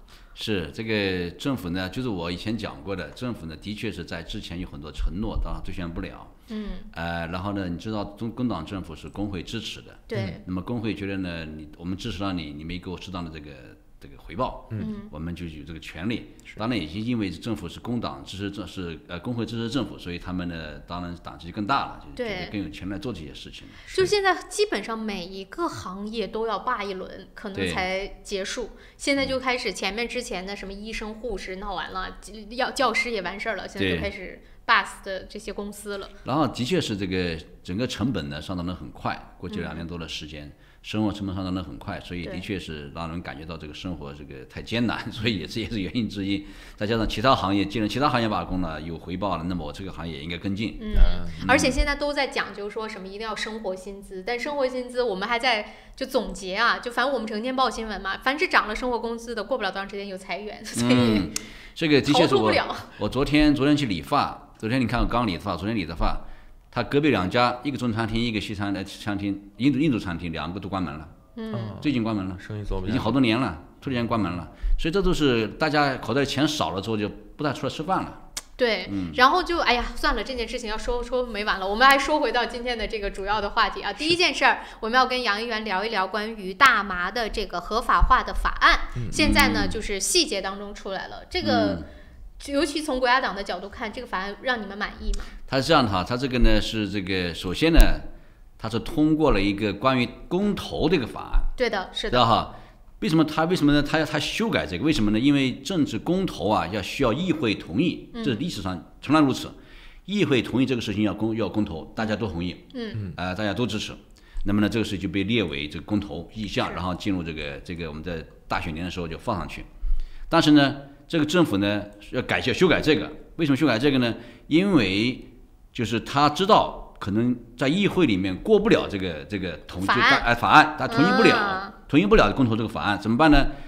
他强行推过这个法案，就是呢，公投不需要这个议会同意，只需要内阁同意就可以了。这才修改，为什么要这么做呢？因为他这个公投可能就是我们可能不会支持他，对。然后呢，他觉得那我不需要国家党支持，我们就去公投去，那怎么办呢？修改法案，只要内阁同意就可以去公投了。这就是历史上第一次，就是没有议会同意的一个公投，而是通过这个行政部门，也就是这个内阁来同意。而且呢，为什么我们不是很同意呢？因为这个大麻合法化这个法案本身，到时候可能是过不了国会，就是说没有最后细节。你没有最后细节的时候呢，你让大家来公投，这是不合理的。而且这个公投也不具备法律效应啊，就是我公投完了你说的非常对的，对，也怎么样呢？他是这，我说现在法案本身，他现在只是搞了个草案出来，对，大家讨论，但是呢，正常讲，就像那个安乐死这个法案过去了，对吧？全部通过，整个细节定了之后，老百姓来决定，我觉得这个你支持还是不支持，对不对？好，这个大麻合法化这个呢，它是给了一个法案出来，草案出来，你去看什么建议你去讲，但是呢，在你投的时候呢，这个法案这个议案可能还没有成为法案，也就是说呢，等到你投完之后，可能还会修改，到底修改是什么样子，我们也不知道。对，你让大家去投这个公投。这不就是等于说，我都不知道投东西什么东西？是，而且你问的就很有趣的点，如果你这个法案不能确定，那你就问大家支不支持大麻合法化这件事儿。但是他的那个题目问的又是支不支持于这个法案，对。可是这个法案又不是最终的，是的。那你说这是什么意思呢？这就是问题。所以呢，现在呢，它是有一些规定哈，一些东西，但是呢，最后会怎么样，你不知道的。对的。就是因为法案还有3读。然后呢，还有委员会阶段，公众还要咨询等等东西，到最后呢，法案最后结果跟它草案是大概有很大的差别的，所以这是一个很大一个问题。也就是说呢，第一，它是不需要通过议会，它要通过内阁就可以去实施公投，这是改变，这是历史上一个很大的改变。第二，这个草案本身它最后是不是成为法案，我们也不知道，然后呢，让大家去公投去，这个呢也是一个问题。是。那么具体上是否要去合法化这么一些，这是老百姓有很多不同的看法，对吧？对。当然我们是反对的，国家党是反对的，因为我们认为呢，这个对这个大麻对身体伤害，你到底怎么样？事实上，我们认为还是有很多需要调查的。是。那么就是在你不知道这个很大的结果情况下呢，你去合法化。我们认为是不合理的。同时呢，你说通过税收什么，可是呢，你也没具体的方法了，没有具体的这个法案或者措施来让我们知道这个税收是否合理。对。因为你税收太少了，没有任何的这个阻碍作用；你太高了，大概呢最后呢就是没有打击黑市，大家还是黑市嘛。对，依然说黑市去买去了。对。现在加拿大也就是黑市很猖獗。对。是。因为这个它黑市成本低啊。对。买起来很便宜啊。是。所以呢，这个政府也没收到钱啊，对吧？而且呢，你家里可以种啊。对，现在是你家里还可以种2棵，而且这件事情也很有趣，种4棵，就是他说了，你超过2个，反正最多种4棵。我们觉得很有趣的点就是呢，问到司法部长，就问 Andrew Little， 那你怎么样去确定他家只种4棵嘛？对呀。然后他说这是警察的事情，就你听完了之后，我们就觉得好吧。是的。这你知道警察有功夫去管这种几棵吗？每一家每现在入室抢劫和盗窃，警察没功夫管，还管查你家种几个大麻。这个实际上是很多这个是我认为是不太现实的东西，就他没有把问题想透。他就是因为什么？因为绿党要推这个事情。是。所以呢，他就迎合了绿党，他的联盟党来做这些事情。其实我觉得是这样啊，就大麻这件事儿。它合不合法，我们就说嘛，是民主社会，我们相信民意嘛，那大家决定让它合法还是不合法。可是问题就是让它合法或者不合法，你得看到细节啊。你现在那个，就我们那天啊，就讲完了这条新闻，举了很多例子，比如说可不可以毒驾，你大麻吸了大麻，你可不可以开车？你也没有你也没有要求。这个毒驾绝对是影响交通的安全的，肯定的。对呀。那么呢，你应该去查这，我们现在就应该查毒驾。对吧？现在这个科技已经发展到它可以在10分钟之内就查到毒驾是否你说有。对。事实上，毒驾导致的这个交通事故是远远超过酒驾的。就目前有这个事实，但只不过是呢，大家认为酒驾容易操作，就是说等于是检查容易，你喊几个数字就查出来了。那么毒驾呢没那么快，成本比较高，所以他不愿意去做这个事情。但事实上呢，这个目前的科技发展到现在已经是可以做这个事情了。那么这些东西都是应该会就是说这整个都连起来吧。就是说毒驾本身它危害交通安全。对。而且我们经过我们这个科学研究，实际上是20岁以下的人吸大麻是影响脑部发展的，脑部这个发育的。所以这些东西呢，事实上是我们并不鼓励大家去吸大麻。是。但的确很多青少年在吸大麻，尝试着哈。可是呢，你把它合法化之后，是否等于鼓励他们去吸大麻呢？这个是就没有任何组合作用了。所以这里面很多问题是没有谈清楚的。我很担心的一点就是，如果大麻合法了之后，大家就算啊，我们说到最极端的，就说大麻没有对身体任何伤害好了，就这么举例，那他吸完了大麻之后，他会不会开始吸其他的毒品？会不会成为一个 bridge？这也很难讲。就是我们说的嘛，就是说大麻本身第一，它肯定没有好处，这是肯定，对不对？对。那么呢，他们觉得没有好处，那么你要去等于是某种程度上是鼓励他们去吸大麻。现在至少年轻人大概可以偷偷摸摸吸2口，尝一尝。当然我从来没吸过，还没什么反应，但是他可能会偷偷摸吸2口，这起码知道这是不合法的。所以他的内心里面会有某种就这种起码不会天天的有一些压力，不会有压力，他不会去说好像无所谓，对不对？他偷偷摸摸尝尝，觉得也不怎么地，算了吧，反正这个也不合法，对吧？然后但是呢，现在呢，如果你合法了，他尝，哎呀，这个不怎么，可能别人都习惯了哈，这种风尚哈，时髦，我也再吸一吸，对不对？就害怕有这种情况，这样等于鼓励他去吸大麻。是。那现在的话，就是说这个有可能在明年的话，大选期间会进行一个绑定的这么一个投票。对。但是在这个绑定投票之前，比如说我们像关注这些问题的我们的这个民众，有没有什么渠道，或者说有没有这个可能对这个目前一些草案的细则进行一些影响呢？对。应该是可以，你可以去提建议嘛。但是问题是在草案变成法案之前，它任何东西都可能发生。你可以提很多建议，他可能不接受呢，对不对啊？这东西都很难说。也就是说呢，在形成最终的3读通过这个议会之后呢，成为法案之前，这些法案都是可以改变的。包括你公投结束了，如果它没变成法案，仍然是会随时都会有改变的嘛。所以这都很难讲。所以总而言之就是呢，我们认为这个事情本身，不是说那种好像非常急迫的，非要去搞个公投的这种，而且呢你都没有准备好的，你没有去充分讨论的事情，让大家来公投，这本身就是我认为就是一个操作程序上不合法的，不合理的，不合理，而且浪费钱，对吧？那么另外一个牵涉到就是我们上期谈到的那种这个捐款的问题，对，这个事情也是一个程序上不合理的事情。你为什么要紧急立法？这个关于海外捐款，这是一个跟选举相关的事情，要经过各党的协商，对吧？那么呢，你通过民众的反馈，走正常的程序，你有的是时间。他要1天就可能弄完它，到最后从了一天，第二天早上也做了点，就是说呢，紧急立法，我们都把我们的委员会会议给它取消掉了，来搞这个紧急立法，给了我们党几个小时时间来做准备。哇塞！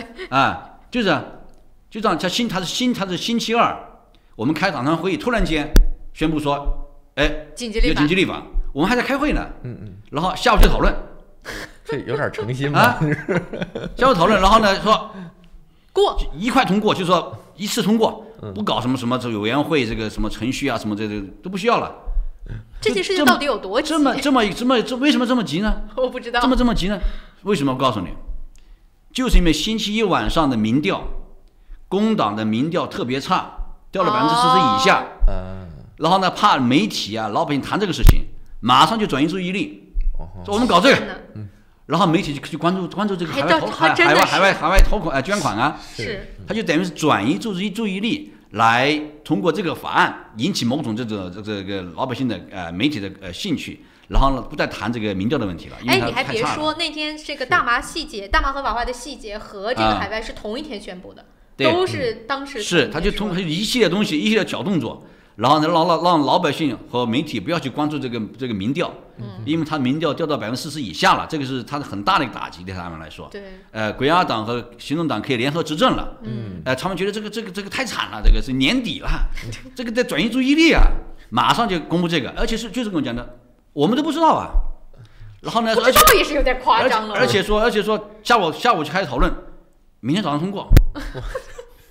这个我们就是本来我们讲嘛，就是一读过之后进委员会嘛，6个月的时间，对不对？公众咨询，然后再回议会，对不对？这一个3读一个很长的时间，他1天就过来了，等不及。关键问题是这样，就不论这件事情大家支持或者不支持，你这种就是不走程序这件事情，对，尤其是关于选举的法案，应该是跨党派支持才对的，对吧？对，应该协商的嘛。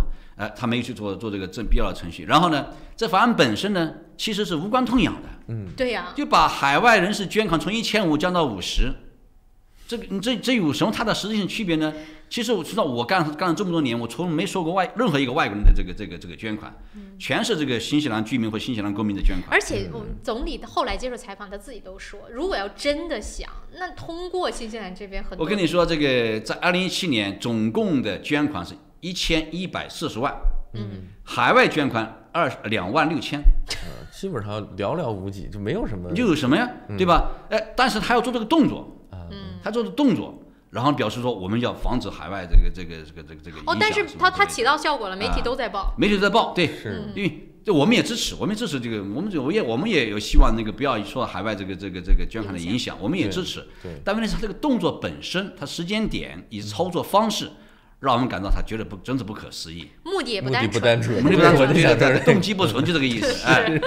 相当于关键时刻放出一个烟雾弹出来啊！说到这个政府的事儿，因为我们还剩下几分钟时间，也快速的跟杨议员来聊聊，说那个现在我们的隐私到底在政府那儿就能不能放心呢？怎么泄露的这么多呢？对这个政府呢，真是我们讲的，他 deliver 什么东西了？他 deliver 泄露隐私了，真的把我们的信息都 deliver 了。他这个人，他这个政府呢，就是呢，真的是我们讲这个部长，这个政府本身没有经验，没有能力，所以对下面的整个的掌控是不了解的，就老出这些问题，老出这些问题，这种事情他讲起就一个人看了没关系啊，什么之类的。第一，他可能远远不止一个人看到这个信息，对吧？他说就一个人看了。但是那些那个关于枪支这个组织说远远不止一个人，对吧？第二呢，即便是一个人，你也说不过去啊。这么重要的一个私人信息，银行账号都会有的，地址都有的，你在网上大家就可以看到。而且就像那个当时我们说预算案不也是嘛？他一开始宣布出来的时候，他就赖说是黑客，然后后来根本不是黑客。预算案，结果呢是被这个我们给网上收到了。他说我们还说是我们攻击他们了，说我们攻击他们了。其实大家都可以，谁都可以上网看到的东西。又是一个是吧？他就很多这些事情呢，就是政府本身它的确管理能力有限。那么我们现在连我们这个关于这个隐私这个专员都说了，这个政府实在是太多的泄露了。实在是这个泄露本身其实是跟这个政府管理能力是有关系的。他这次不是说是雇了外边的那种公司来做升级，然后又说警方没有同意，就那是私自升级。对，不管是你什么原因，就说呢，你整个运作里面管理团队里面是有问题的，就这个意思。那么呢，你作为部长，当然你不管运作本身，可是呢你是部长，对吧？你必须要对这个运作你要负某种责任，就是说呢，最起码你要。比如说你要敦促这些负责人，对哪些方面你要注意隐私，你不要掉以轻心，等等，就反正你有这个责任，对吧？我发现这届政府很有趣的点就比如说底下出了什么事儿，他会赖底下的，然后部长说，比如说部长说这是警察的工作跟我无关，然后呢总理会说这是部长的工作跟我无关，就是层层甩锅。对，问这个总理真说这个人去问部长去啊。对，然后部长说：“哦，这你问警察去，这个大麻这个东西是警察管，又不是我搜。”就是你听完了之后，你就觉得好吧，那我问谁？所以这个事情呢，可能会影响到这个强制回购的问题。因为现在马上到了。如果说是我有枪的话，你看，你这个都管不了啊，这个我给你，我把银行账号地址都给你了，你这个人都让别人知道了，对，我也害怕呀，也会有一对吧？担忧。犯罪分子弄不好就拿这个来说事儿呢。是。而且现在的枪支的这件事儿说起来，这马上也到时间了，但是我看到的新闻内容说的也不理想。我可以肯定他说不全的，因为这个在别的国家已经有先例了。加拿大花了这个10几20个亿啊，结果还是个失败。是。他根本就没法说全这个东西。而且你警方你挨个搜嘛，如果不可能嘛，对吧？所以当时我们也是认为呢，就是呢，我们可以理解哈，这种就是说民众的一些反应需要这个管控枪，我们也认为应该管控枪，但是他这种做法，而且他这种回购的做法，当时是我们这个调查报告里面最后的最差的一个选项，他取这个选项，为什么呢？因为好看，对了，好做公关可以作秀。天哪！不过因为时间的关系，也到了9点30分了，这一早上说的我真的是，不过这也是一个 pattern 啊。碰到什么东西都是这个 pattern 共同来解决，但是倒是省事，但是造成的后续的影响其实真的是蛮大的。他没实施，他应该有效果，就这个意思。对，而且但是他处理所有的事情都是一个 pattern， 所以你能看出来，就是可能结果也是差不多的。好了，无论如何啊，因为时间的关系，已经到9点30分了。今天早上也是再次感谢杨议员来到我们节目当中，下周我们有时间继续再跟杨议员来接着聊。是的，谢谢您。好了，谢谢杨议员，休息一下，再见，再见。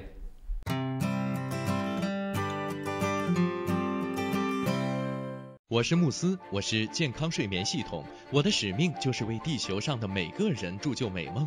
你可以在遍布全球的3600多家专卖店看到我，感受我。越来越多的人因为我而得到精彩的健康睡眠体验。生命因梦想而伟大，那么就让我来铸就你的美梦吧。慕斯奥克兰店321世界睡眠日促销活动进行中，欢迎进店咨询详情，电话0941543368，0941543368。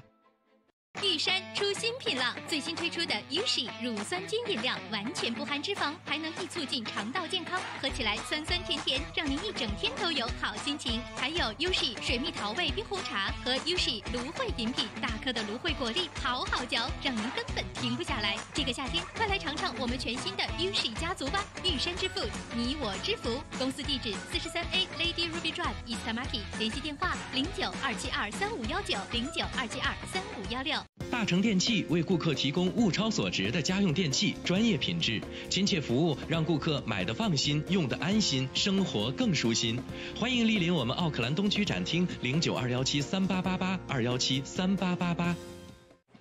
您想到汇率高低，我们想到未来趋势；您想到全球商机，我们想到支付方案。您想到业务高效运作，我们想到外汇对冲避险。KVB 昆仑国际向您所未想，决胜千里之外。企业外汇及财资管理专家 KVB 昆仑国际。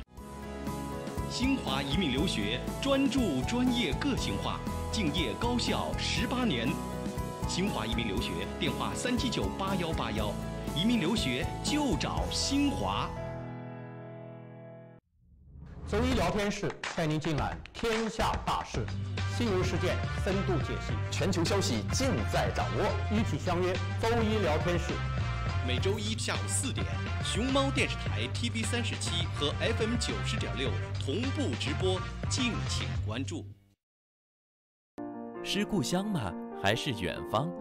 在不曾抵达的风景里，百年一瞬，终与您重逢。由平安旅程携手盘打 TV37隆重推出的旅游类专题栏目《平安伴你去旅游》，带你上天入地、下海观山，了解旅游的方方面面。每周五下午5点到5点半，盘打 TV37 FM90.6同步播出，敬请关注。石围仙酒家，老字号的粤式餐厅，天天茶室，精美点心，推陈出新，特色小炒，时令菜式，喜宴寿桌，社团宴会，欢迎预定。530号 Fraser Road Greenland。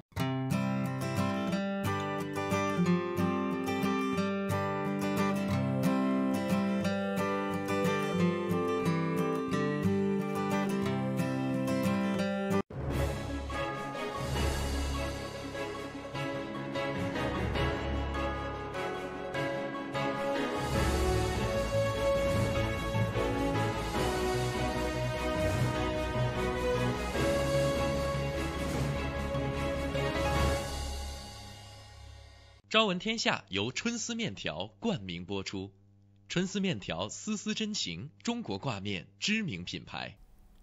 早上的9点33分，欢迎大家继续收听收看由Panda TV 37和 FM 90.6正在为您直播的《朝闻天下》，我是小娇。那么今天呢，在节目当中啊，9点半过后，我们又迎来了一位老朋友和一位新朋友。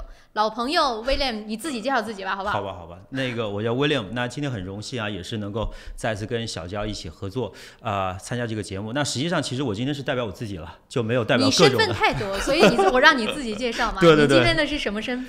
那我就是我们做了一个这个注目新天地的一个 workshop。那我呢，作为一个总策划，在这里呢，就是相当于是跟大家介绍一下我们这个活动，已经做过了，在上上周末。那个 William 这次带回来了一个新朋友 Henry， 是第一次见啊，所以 Henry 我来介绍 Owner Master 的网站的创始人，对，你来跟大家介绍介绍你自己吧。对，大家好，我是 Henry 啊，我是 Owner Master 的创始人啊，就是我们网站就是帮助屋主这些人啊，去找到这些项目开发商啊、设计师啊，还有 builder 这一类的人群，让他们有机会碰面，然后去产生一个联系。那这个网站是怎么个做法呢？它是就比如我今天是开发商，我怎么用你这个网站去找到像 Williams 他有很多的，比如说认识很多的这种建材商啊或者之类的。是这样的，我就是每个商户呢可以到我们这边，不管是开发商、设计师还是 builder， 都可以到我们网站上注册一个账户。我们给了每一家商户有一个独立的页面，就那个页面基本上展示的就是这家公司的一个基本信息、服务内容，还有我们过往的案例是什么样子的。就是展示给我们的客户看，让我们的客户知道你这家公司是个什么类型的公司，我有针对性的去筛选找到你这家公司。而且就只限于建筑业，对，所以就比较集中了。我们主要服务于就是房地产行业的这个。不错。所以是个建商平台，所以我们一直在做平台。对，其实这个 workshop 就是个更好的平台。对，也是一个平台，没错。因为我大概介绍一下我们的 workshop。那去年呢，我们是做了8期，那也是跟好朋友一起做的。那今年呢，我们也是拉了我们大概有6、7个朋友一起，然后的话呢，我们一起来做，就是因为大家可能有一个想法，就是朋友的朋友也是朋友，那大家都是混这个朋友这个建筑圈的，所以的话呢，我们就邀请到了朋友的朋友过来。那大家都是建筑商、建材商，我们希望有一个平台，能够让建筑商、建材商、开发商有一个非常好的一个机会，能够在一起沟通交流。那同时呢，我们有非常有营养的这些干货满满的这些 workshop 啊，就是说给大家演讲一些东西。因为可能是我在建筑业待了挺久的，那作为很多的这个 builder 来说，他可能知道很多的，就是因为方方面面嘛，这个建筑行业，那不是说每一个建材或者每一个工种都特别精通，对，所以来说的话呢，他需要的就是很多一些我们给的一些非常专业的。那对于我自己来说，我可能以前大家知道我做过卫浴啊，做过这个电器啊，你做过很多所以我知道的也就是我做过的这些，那其他的其实我也不知道，所以也又像 Owner Master 一样，就是我们也是在一起跟他们合作，那希望能够创建一个非常好的一个平台。我们的口号是什么？就是做奥克兰最接地气的这个社交的平台。就是怎么说呢？它的这个 workshop 啊，跟大家想象的那种上面有一个高高在上的在那边演讲啊，底下大家做笔记，不是这种状态。它更像是说呢，就说大家互相交流，有一个可能经验更深的，给大家来分享他的经验。但你有什么新奇的想法，有什么好想法，大家就可以互相交流。没错，而且我们这次有几大亮点。实际上上周六的那个我们的中文时代已经有登我们的这个 workshop 啊。那实际上的话，我们除了有这个好吃的好喝的，然后好玩的，我们还有大奖拿。除这个之外，其实我们还有就是说我们做了很多的一些铺垫，包括我们之前我们做了很多那些问卷调查，然后的话我们有一些包括我们面对面的让这个建材商跟建筑商有沟通，还有一个的话就是我们也非常好的有一个小型的一个展会的感觉，所以我们有足够的 social time， 然后吃吃喝喝玩玩聊谈谈，这个生意就谈成了，是不是？很有可能啊，就是大家去到那个 workshop， 比如说我想开发一片地，我就呢找到了包工的，找到了什么卫浴的，就把在整个的展会当中把所有的人都集齐了，这个工程结束了，没错就可以做了，我们这次活动就是也找了一些那个屋主嘛，有真实需求的屋主到现场，我们让这些屋主跟这些开发商啊、材料商啊就直接交流，直接交流，没错，对，因为我反响特别好。那个我跟 Harry 后来就听到，因为我们朋友就说，哎，那个 William， 我这个就聊了几个朋友，然后过来的参加我们展会的，那个 workshop 的，然后就说，哎，他有这个6套，他有这个10套，然后可能就谈的差不多了，对不对？就完事儿了。对。哎，其实现在啊，就说这个建筑行业，因为你们一直在这个领域当中，一定是非常熟悉。就说这建筑行业在前段时间不一直在听说，哎呀，那个降温啦，什么大家热度不在了，但其实你们行业内还是挺红火的。没错，因为我是觉得这个可能 Harry 更有发言权，我先说2句，因为我觉得咱们在这个行业做了那么久，而且的话，我们经常我们吃饭聊天呢，跟一些朋友，其实他们给我们的反馈，包括建筑商给我们的反馈，包括我们作为建材商的话，就是说其实这个行业还是很火，还是能赚到钱，可能就是趋于更加的这个理性化，就是可能就是说没有以前那么暴力的赚钱，或者这么说，投机的不在。对，所以真的留下去做事的。哦，所以你的这个感受是很明显的，就大家还仍然是专业的，还是专业的。现在建房，你有听说过哪个开发商开始不建房吗？没有的，因为只能说现在市场趋于一个稳定的一个阶段嘛，不能说它不再发展了，它肯定是一个蓄势待发的一个状态。是，而且其实是不是对于这些专业的或者有经验的人，这是更好的？对，有的时候来投机的过来会把市场的搅得很乱。对。那么另外一方面，我们也看到这一次 workshop 是 William 当然是总策划，那么这次也加上 Harry 是强联手。那 Harry 这方就说我们说 Owner Master 给予了什么样的支持呢？在这个整个的 workshop 当中，你们扮演什么样的角色？就是我们会把我们平台上面一些商户邀請到现场，然后以及我们不是有一些有真实需求的客户嘛，就是那些屋主，我们也请到现场，让他们有一个线下交流的一个机会。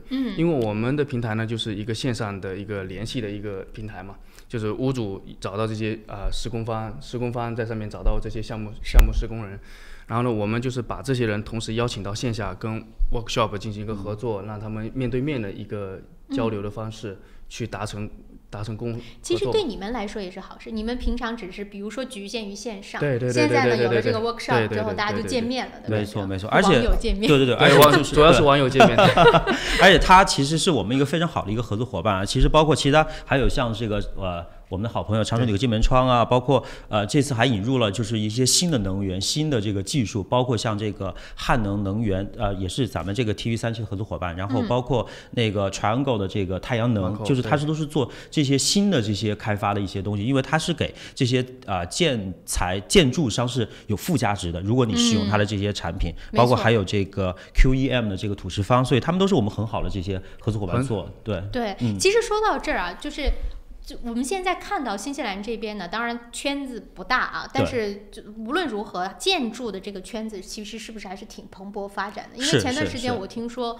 就说我们新西兰这边的啊，就主流当中的这种建筑行业，我们都是有非常好的渗入，所以基本上是撑起了。特别是我们华人，没错。其实这也是我们这次主题，就是合作共赢。对，因为我们作为一个华人呢，可能在华企在新西兰啊，就是说打拼本身就不容易，但是的话，我是觉得那我们作为这个大家都是华人，所以我们应该团结起来，这个我们团结的积极的共进嘛，一起来这个来分这碗羹嘛，对不对？其实他们有一个说的，我那天也是跟建筑方面的一些很资深的啊，就是从业者就在交流，他们就在跟我们讲，他说其实啊，就是说我们华人越来越多了，然后融入主流社会当中，其实都有自己的一个瓶颈和可能是突破。他说建筑界就是一个好例子。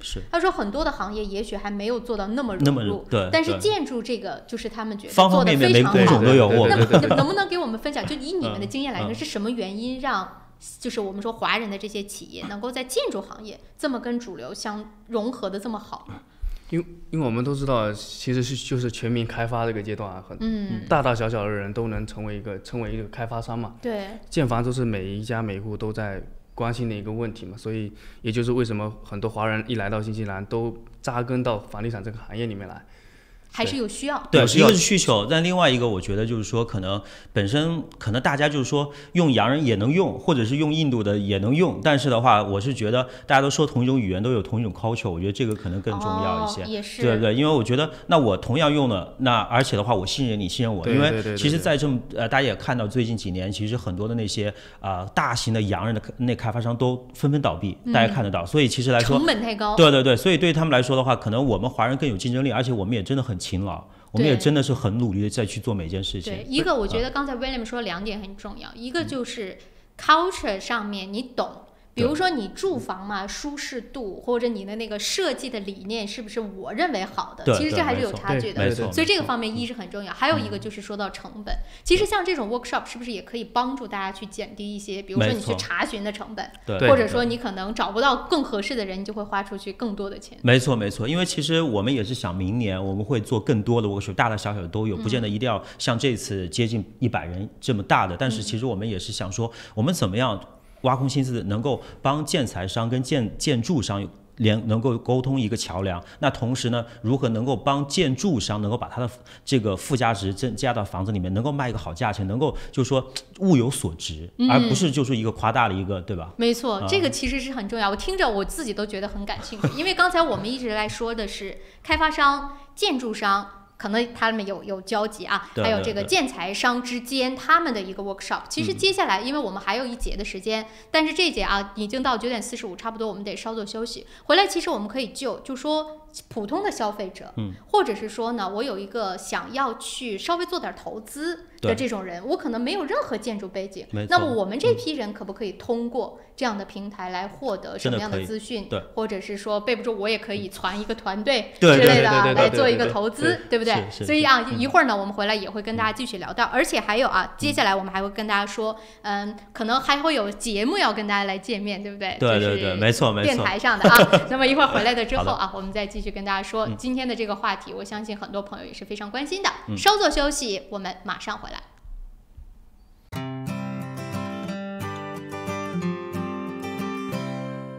Able Music 专业钢琴及器乐学校，12年老字号，分校遍布 City 皇后街、Epson、Botany、Henderson、北岸、Mount Albert，1对1授课、集体课，强大师资，各种乐器比赛考级，免费乐理课，电话444-6888。在 Snowberry， 我们正在新西兰创造真正有效的天然护肤品，并已通过黄金标准临床试验证明了这一点。Snowberry 让自然与科学完美融合。奥克兰教育中心成立于2001年，从小学1年级到13年级，课程辅导、教育咨询、升学规划、升医学院、留学美国、英国。优秀是教出来的，孩子成就最好的自己就是优秀。张老师的团队值得您的信赖，电话0962303366，0962303366。你好 ，Lisa， come look。哇，这不是天空塔旁边新建的综合大楼吗 ？Yes, the view is just beautiful。真的，不但可以看到天空塔，还可以看到整个海岸大桥。You sell them, Lisa。来吧，如果你想拿到最新的图片、价格表、宣传册，现在就给我电话022-1948-160，022-1948-160。Go, go, go, call Lisa quick。大成电器为顾客提供物超所值的家用电器，专业品质、亲切服务，让顾客买得放心，用得安心，生活更舒心。欢迎莅临我们奥克兰东区展厅，092173888，2173888。平安旅程，新西兰华人的一站式旅游服务团队，提供特价机票、定制旅游、度假套餐、旅游包车，1周7天，每天12小时，竭诚为您服务。详情咨询，请立即拨打2823939，2823939。GPOS 世博商务20年软件开发经验，拥有数千家客户。GPOS 智能超市管理系统、餐饮系统、移动支付、网络销售。GPOS 世博商务带你进入商业管理的信息时代。电话6388288，6388288。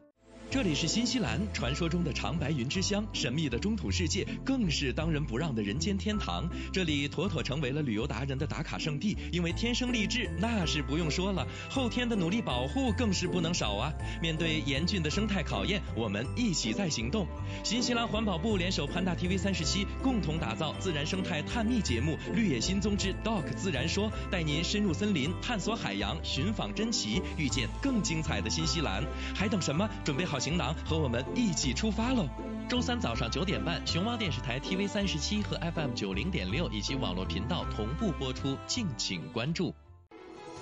这里有新闻资讯和您最关注的时事热点。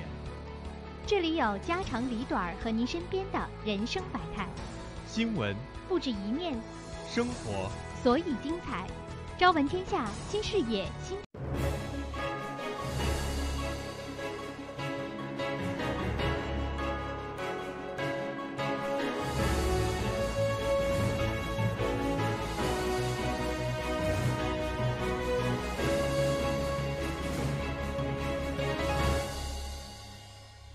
朝闻天下由春丝面条冠名播出，春丝面条丝丝真情，中国挂面知名品牌。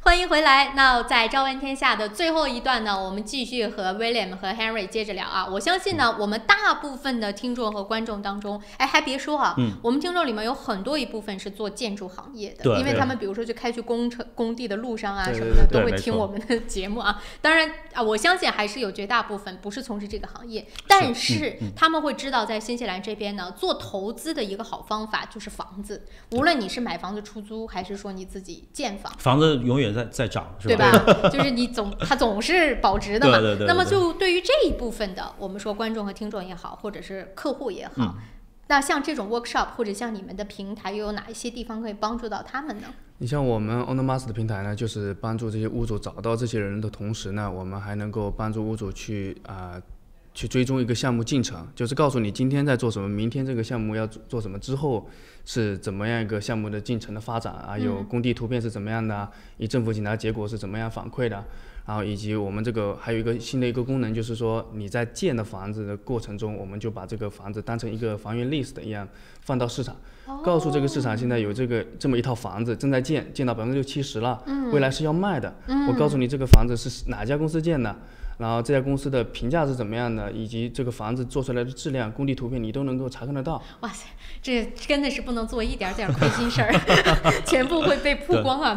不算曝光，这个对屋主来说，这是一个加分的一个东西，因为哪一家公司承建的，对屋主来说，未来卖房的时候也能说，这家公司做过什么样的项目，对，他也来做我的房子，对卖房来说是一个好事情。是，那其实说到这儿，我就替大家投资者问一句啊，以你们这么多年的经验，现在是不是时候去做这件事儿？比如说以投资的形式去，我觉得还是一直都是，只要是这个地价呀，或者是这个原材料，虽然这几年涨了很多啊，但是我是觉得市场上还是，包括前段时间我们还跟一些建筑商吃饭，然后他可能拿到比较好的地，可能他会建townhouse 啊，会建 apartment， 最近比较火的是这些嘛。但是实际上其实如果自住房啊什么，其实都是 OK 的，只要是你能拿到相对比较便宜市场比市场价格要，就是说比较便宜一点的，因为你造出来的话，你的附加值会更高嘛，对不对？但是人工成本大家现在很担忧，是吧？但是我相信，比如说你找到专业的人，像你们有平台，你就好容易找到这些人。没错，所以你就是你是小白也没关系，能通过 OwnerMaster 就能看到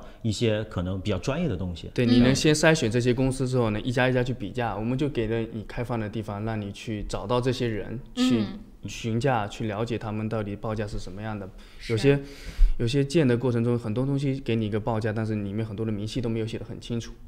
对，这个就是帮助大家其实去筛选信息，没错，你就不需要花那么多时间去搜集了。那另外一方面，其实刚才在广告期间啊，我们仨也在聊，就说现在的整个的这个建筑的行业，其实是不是这种人手的短缺还是就是一直存在的？因为我也在想，是不是有很多人可以考虑往这个方向转一转，对不对？这个现在是不是也是很火热的一个职业？对，现在就是想找一个木工、水工、电工这一类型的人，其实都有，因为这市场上想找这些人很多，但是很多地方是找不着的，也没有这些信息对冲的一个渠道嘛。所以我们做这个平台就是想让开发商也能在我们平台上找到他们想要的这些水工、木工、电工。那这些人是不是人手缺不缺呢？因为我们经常听说找不到。其实是会缺，但是就是说，可能大家都想找比较专业的吧，可能做了比较久的，那这种肯定是永远缺的。对，这也是。其实这些其实我倒觉得是一个问题，另外最大的问题可能是安全，因为我是觉得现在的话经常安全事故频发，所以其实我们这方面应该也会做一些。对。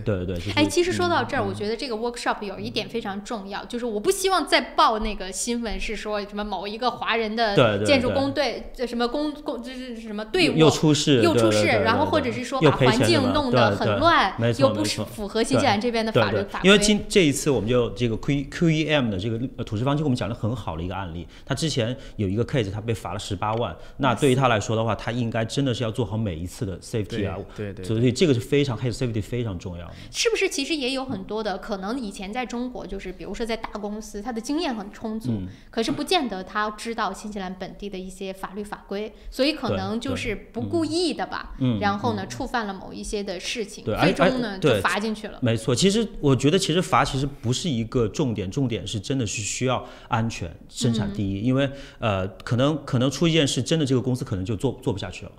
就真的，因为新西兰真的法律太严了。对，但是这是个好事儿啊。对，这是好事。那对于消费者来说，当然听起来是非常放心。所以是为什么我们的成本越来越高嘛？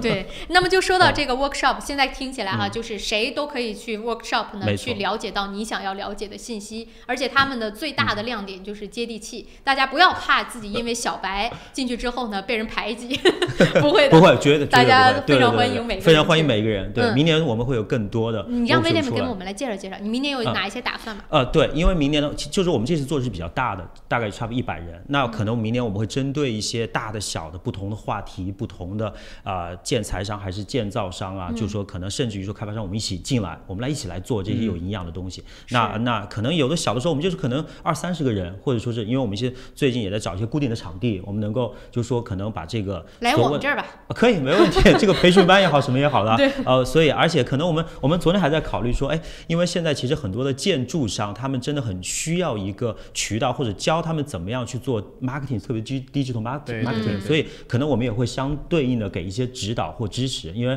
我自己也是做了多年的这个，对，所以就是也希望给他们一些，因为我们有那么好的一些建筑企业，为什么它不能够这个？我们也这次有Master Builder 进来一起来，所以就是说我们很多的，包括今年很多的这些建筑商得奖，那我们是不是应该把他们宣传出去？不仅仅单单他们就是做一个公司，但是的话，对我觉得就是说应该弘扬一下我们的企业。因为它发展到一定阶段肯定有瓶颈，它可能需要一些专业的东西做 marketing， 帮他再推一推。对。那么其实 Owner's Master 算是我们说它1年了嘛，那也是算刚刚起步。对。你未来想要把它做成什么样子呢？我们就想说做一个平台，能够让这些有需求的屋主跟这些有被需求的项目公司进行一个对接，我们想让他们有个联系，让他们产生联系，有个合作的基础，然后才能够有个共赢的结果，这是我们想要看到的。包括我们跟 workshop 合作也是因为这个原因，因为我们理念是相同的。一个平台，对，出来一个平台。就是你们既然有线下和有线上这样的一个，可以说是力度就非常大了嘛，所以我非常期待啊，明年最近的有没有什么特别的，已经要开始筹备的？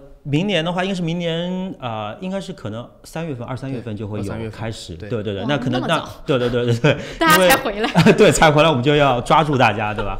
然后明天呢，我们是在这个也是 FM906的一个栏目，东方有约，对，就是明天晚上的6点到7点钟。对，没错。然后我们不光有我们2个，还有我们的另外2个好朋友一起来。哦，太好了！所以大家可以共同期待一下啊！明天呢，也是我们 FM90.6那个就不是电视直播，而是电台直播的6点到7点钟，大家就可以听一听。同样也非常的期待啊！明年可以看到这个筑梦的 workshop， 给大家带来全新的 workshop 给大家来看。到时候我们也可以预告给我们听众观众，可以一起去看一看。对，也可以跟你们一起来做点什么嘛。对，一起做。应该是。好了啊，时间关系，今天也到了9点57分了。再次感谢 William 和 Henry 来到节目当中，大家明天可以继续收听东方有约的节目。我们今天早上朝闻天下也告一段落，明天早上同一时间不见不散。